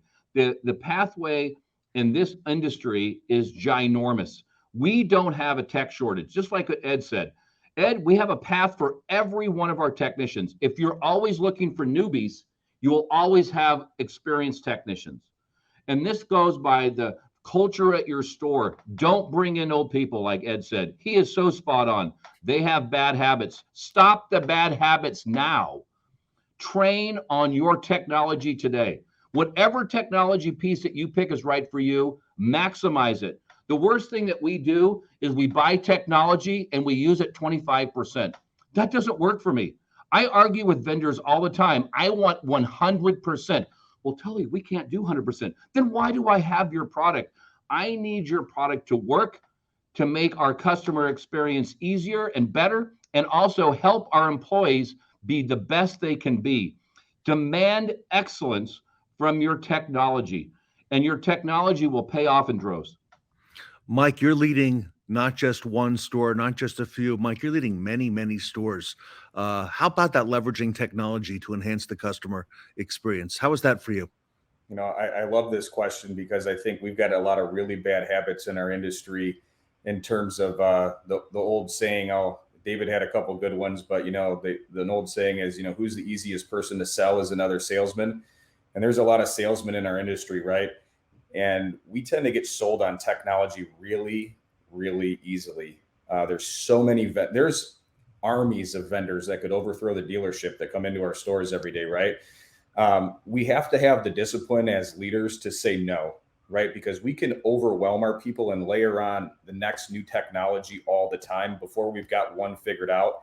And I think it's because it's sold as the silver bullet that's going to solve all the problems. But I'm a big believer in the framework of people first, then a good process, then you layer on technology to optimize the process. Oftentimes we get it backwards. We throw in the technology, we lean on the vendor too much to train our own people on a process that isn't our process. It's maybe what they want to train.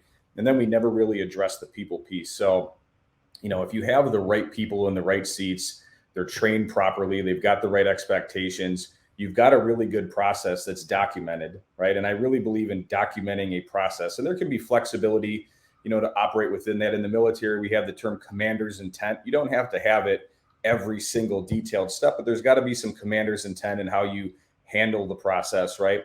Once you've got that down and people are trained properly, then you know what technology you actually need to develop it. And I think if you don't have technology fatigue with people, which we've done that to our people at times, probably every single person on this call has either participated in technology fatigue or imposed that technology fatigue on our own team. So I think what you'll find over time is that your people are a lot more willing to embrace technology when they can see how it's going to make their job better, right? If you've got the right people, the right seats, the right training, clear expectations, and then you say, hey team, here's how I think the technology is going to help. And you actually involve them in selecting the technology. That's the other thing I think we tend to fall down at is that, you know, the boss always has the right answers, right? And we're going to come in and save the day and solve the problem. But ultimately, if you let your team be part of this and say, hey, I think this is going to work. What do you think? I want you guys to give me feedback as we go throughout here. Give the vendor feedback to help us understand, you know, is this the right solution? What might we need to do differently? I think then you're more likely to get it accepted because people are part of implementing that technology to help make everybody better and ultimately help with a better customer experience and drive more profit. Gentlemen, let me segue a little bit here to new revenue streams for the dealership. And Steve and David, I want to come to you with this. What new revenue streams should we be looking at now here midway through 2023 moving forward, you know, on the dealership level? Steve, if you wouldn't mind, you first. Yeah, no, I think a lot of these streams of revenue, things like Ed's talking about mobile service, is something that wasn't done before. How can you improve that? There's also a whole range of different things. One of the things we've talked to Ed about before is sort of e-business. Okay, the e-business has a whole long scale to it, from e-bikes all the way through electric vehicles. And I think having a full understanding of that and looking at things like e-bikes. I know in Europe, for example, there are a number of dealerships that have e-bikes and set that up. And so their customers have a range of choices as to what they want to do with electric vehicles. And it makes their teams much more knowledgeable. It's a much more comprehensive understanding. And it's a stream of revenue you don't have now. So it's essentially found money. It's not expensive. It's not like having another car line that's hugely expensive. It's relatively inexpensive. It's something that's new. It's also something that I think it's about 69 million people a day make trips in the United States of less than 4 miles.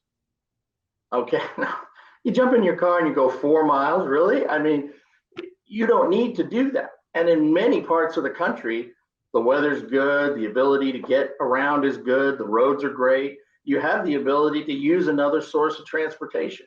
And I think as people get more conscious of, you know, the climate and get more conscious of sustainability, you're going to see more people interested in that. And it's relatively low cost. It's low cost. It's good for you. It's easy to do. And it saves you a hell of a lot of wear and tear on your car, because there's nothing worse for a car than starting it up, going 4 miles, shutting it down, and starting it up again and coming back 4 miles. I mean, that's just bad for the car. So why do it? I think that's a potential stream of revenue. And there are others that you can look at little things that you don't think about on a day-to-day basis, but I think your people will know what those potential revenue streams are before you do. So again, like Mike talked about, get them involved in setting the process, get them involved in the discussion. You'd be amazed at what they come up with. David, new revenue streams for dealers. So, Ted, we're all looking at the road ahead, right? We're all seeing the same thing. We're seeing the advent of the electric car, fewer moving parts, fewer repairs. So we should be looking at this right now. If you look at the ones that are like easy to go out and do, right? You know, first thing that comes to mind is vehicle accessories. You already have the skill set in-house, right? Your technician installs OEM accessories on new vehicle deliveries all the time. You've already got the parts. So you've got everything you need there to, you know, maybe put a display vehicle near your service lane that is showcasing a lot of these different accessories that your advisors could easily point to. It's a nice high margin business. So, you know, there could be incentives that are offered to advisors for, you know, for selling those. I think of detail services all the time. I'm still kind of surprised, going to stores a lot of time, and I'm not really seeing any, you know, detail services, whether we're talking about PDR, wheel repairs, or actually, you know, a full-blown detail of the car itself. What a great opportunity when a customer is coming in to bring that vehicle in and going to leave it for a day or two, to be able to get something that when the car comes back on the service lane, it's nice, it's shiny, it looks like new again. That's time well spent for the customer then. So detail services are not difficult to sell, right? If we're doing a walk around during that check-in process, you know, we're seeing the needs, and there's so many people out there, so many resources available to us to come out and handle those if we don't want to have that skill set in-house.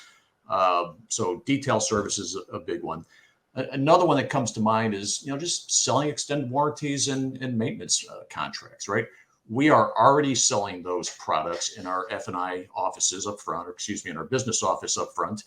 And, you know, those suppliers have training, they have tools available to make it simple and easy for an advisor to present.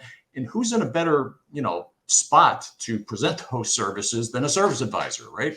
They see the repairs come in. What great way to just, you know, transition to talk about these products when the need arises.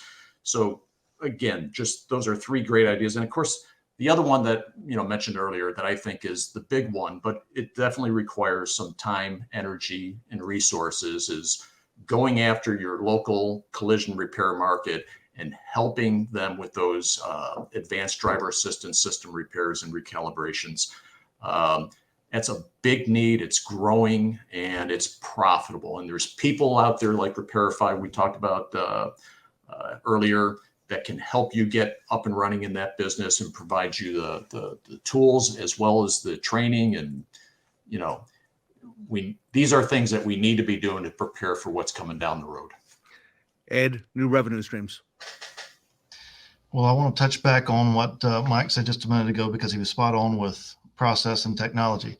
People look for that silver bullet, and technology does not fix a broken process. It enhances the correct process. So you got the right process enhanced by technology.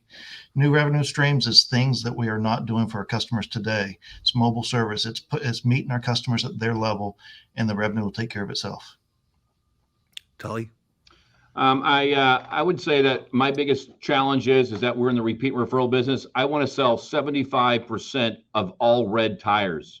I want to sell 100% of all maintenance. Now, there's a whole bunch of other small streams. I get it. But I think that we need to be focused on keeping the customer happy and in my service drive. And I believe that tires, and I know Ed is a huge component of this, is that we need to be in the tire business. We pretend to be in the tire business. And I tell you, I have some stores I think do a pretty good job, and we still pretend. Be in the repeat referral business. And when you want more revenue, work on tires and maintenance, and your customer is for life. And David, I agree 100%. Service contracts in the driveway is the way to sell service contracts. Tully, isn't it amazing this day and age? The fundamentals of the tires are something that's overlooked by so many dealers, and yet those tires lead to the loyalty, the customer making other purchases, and coming back to our store. It's a mindset because we don't make money in tires. I care less about making money on tires. I just want to break even, if that. I just want to make it sure that when the customer comes in the driveway, when I say, when you drive over, traction product, it's text the customer. The customer says, oh, I see I need tires. Here's the quote. Would you like me to do it today? And they say yes with confidence, like, well, I'm going to go to Costco. That's because you haven't convinced the customer that you are the only place they need to go, and you're always going to give a fair price. Mike Cavanaugh, new revenue streams. I really love everything that everybody shared at this point, but I would have to say I agree a lot with what Tully just said. If you think about it, most businesses have one, maybe two things they have to focus on being good at. In really any dealership, you've got new car sales, used car sales, F&I, parts, service, detail, right? We have a ton of revenue streams already. And I don't think most dealerships are excellent at any one of those. We're probably good, at all of them, average at all of them. But I think really the focus is on how do I get excellent at one of these things first, then get excellent at two of these things next.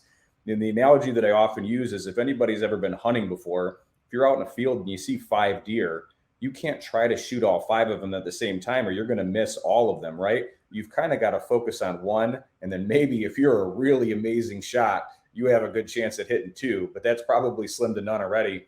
We've already got a really wide focus right now, and to drive significant progress and really adapt to the consumer's demands and the businesses we're already in, I think we have to stay disciplined with just getting good at this, because if you look at most stores, you're lucky if you have 1 or 2% market share with new cars or used cars, right? We're already losing tons of customers on the after sales side. Speaking of tires, I don't know about everybody else, but around here, there's companies like Bell Tire and Discount Tire that are popping up all over the place, more locations all the time, which is probably an indication we're getting worse, not better over there. So, I think it's, focusing on what we're already doing and getting better at that is what's going to be better than adding one more thing, because it's just one more thing to lose focus on. And that's my opinion. Last question for today, everybody. It's a lightning round since we've all been talking so much about the importance of people. I'll give you 30 seconds, not a lot of time, okay, to cover this very last one. And by the way, I'll start with David. I'll come over to Stephan, over to Mike, over to Ed, and then Tully, you'll bring it home, which I know you will. What is the best way for dealerships to attract and retain top talent this year in 2023? 30 seconds, starting with Dave. So right, the basics. We've got to make sure that we're offering competitive compensation and benefits. So we need to be in touch with what's going on in our local markets. It's been mentioned several times already that career path is essential to bring people on board, show them where they can go. If you're a small dealer, you only got 1 or 2 locations, you might be training those people to go someplace else. That's okay. You got to be willing to do that in order to attract those people in the first place. We have to, do what we can to foster a positive work environment in culture, and that takes a lot of training and effort. And in today's world, we hear a lot about work-life balance. That didn't really exist when we were coming up in the industry, but that's okay. It's something that's here now, and it's a good thing, and we need to be able to embrace that. Steve Woessner. Yeah, I would say the concept, as much as anything, of caring, that you care about your employees, that feeling that the organization is supporting them, is helping them. Everybody has a lot of different things that they go through in life. We all do. And a lot of people are struggling with a lot of things these days. And the fact that the organization supports them, provides them with training, provides them with fair compensation, provides them with flexibility to work different hours if they have to. I know that's particularly important when you start talking to women and trying to get women into the business is being more flexible and more understanding. And what's that line? Nobody cares what you say till they know that you care. I think that applies doubly to employees, because if they know that and they feel that way, that sense of caring is going to come through in their interaction with customers. It just does. If they feel they're in that kind of an organization, that's the way they're going to act towards customers. And I think that's a huge plus going forward. Mike Cavanaugh. I think it starts with making sure you have the right leaders in the right seats. If you don't have a good leader, you have to either make them a good leader pretty quickly, develop them, or you have to get a new leader, because people don't work for dealerships. They don't work for buildings. They don't work for, names. They work for other people, right? And great leaders attract other people. So I think really investing in your leaders and looking at putting a hard lens on who are the people on my team, because as a general manager or as somebody that might have multiple stores, you can't do this yourself. You have to rely on your people. So I think the number one way to do it is to make darn sure that you have absolutely the right people in the right seats in leadership positions, and that they let their people know that they love them, they care about them, and reiterate constantly that we have no business at all without people. We are just a building, right? And that building can be empty really quickly if you don't have excellent people every single day. Love it. Ed Roberts. I am going to keep it simple. Stop recruiting, start developing. If we do those two things, then the rest of it will take care of itself. When you develop people, our people inside our business are not looking elsewhere for that opportunity. They're looking inside for the opportunity. And when they find that opportunity, they've now exceeded far past wherever they thought they could, and they're telling other people, and they're bringing them in for you. Stop recruiting, start developing. Ed, that checks a lot of the boxes, doesn't it? Absolutely. If we shift to that, then we can focus on something else rather than always trying to find that next recruit. Look at Tully. He's chomping at the bit. Bring it on, Tully. And you're spot on. I think it's our best asset is our employees. It starts with this: is your dealership is, as all talk about, service people first. Your employees are your best asset. Do they have a pathway? Do you all believe in that? Do you have great leaders that believe in that? I believe our people are our best asset. If you treat your people with respect, as the Nilos have been in business for 102 years, that was not by mistake. That was because our first core value says this: we are a team and we believe in it. Believe in your employees, make them all successful, make them happy. Business will be good. Wow. Wow. Everybody, I want to thank so much the panel today. Tully Williams, Ed Roberts, Mike Cavanaugh, Steve Woessner, and David Vallone. Amazing job, gentlemen. The leading radical change in retail panel here today, back at the 80s at the Fixed Ops Roundtable.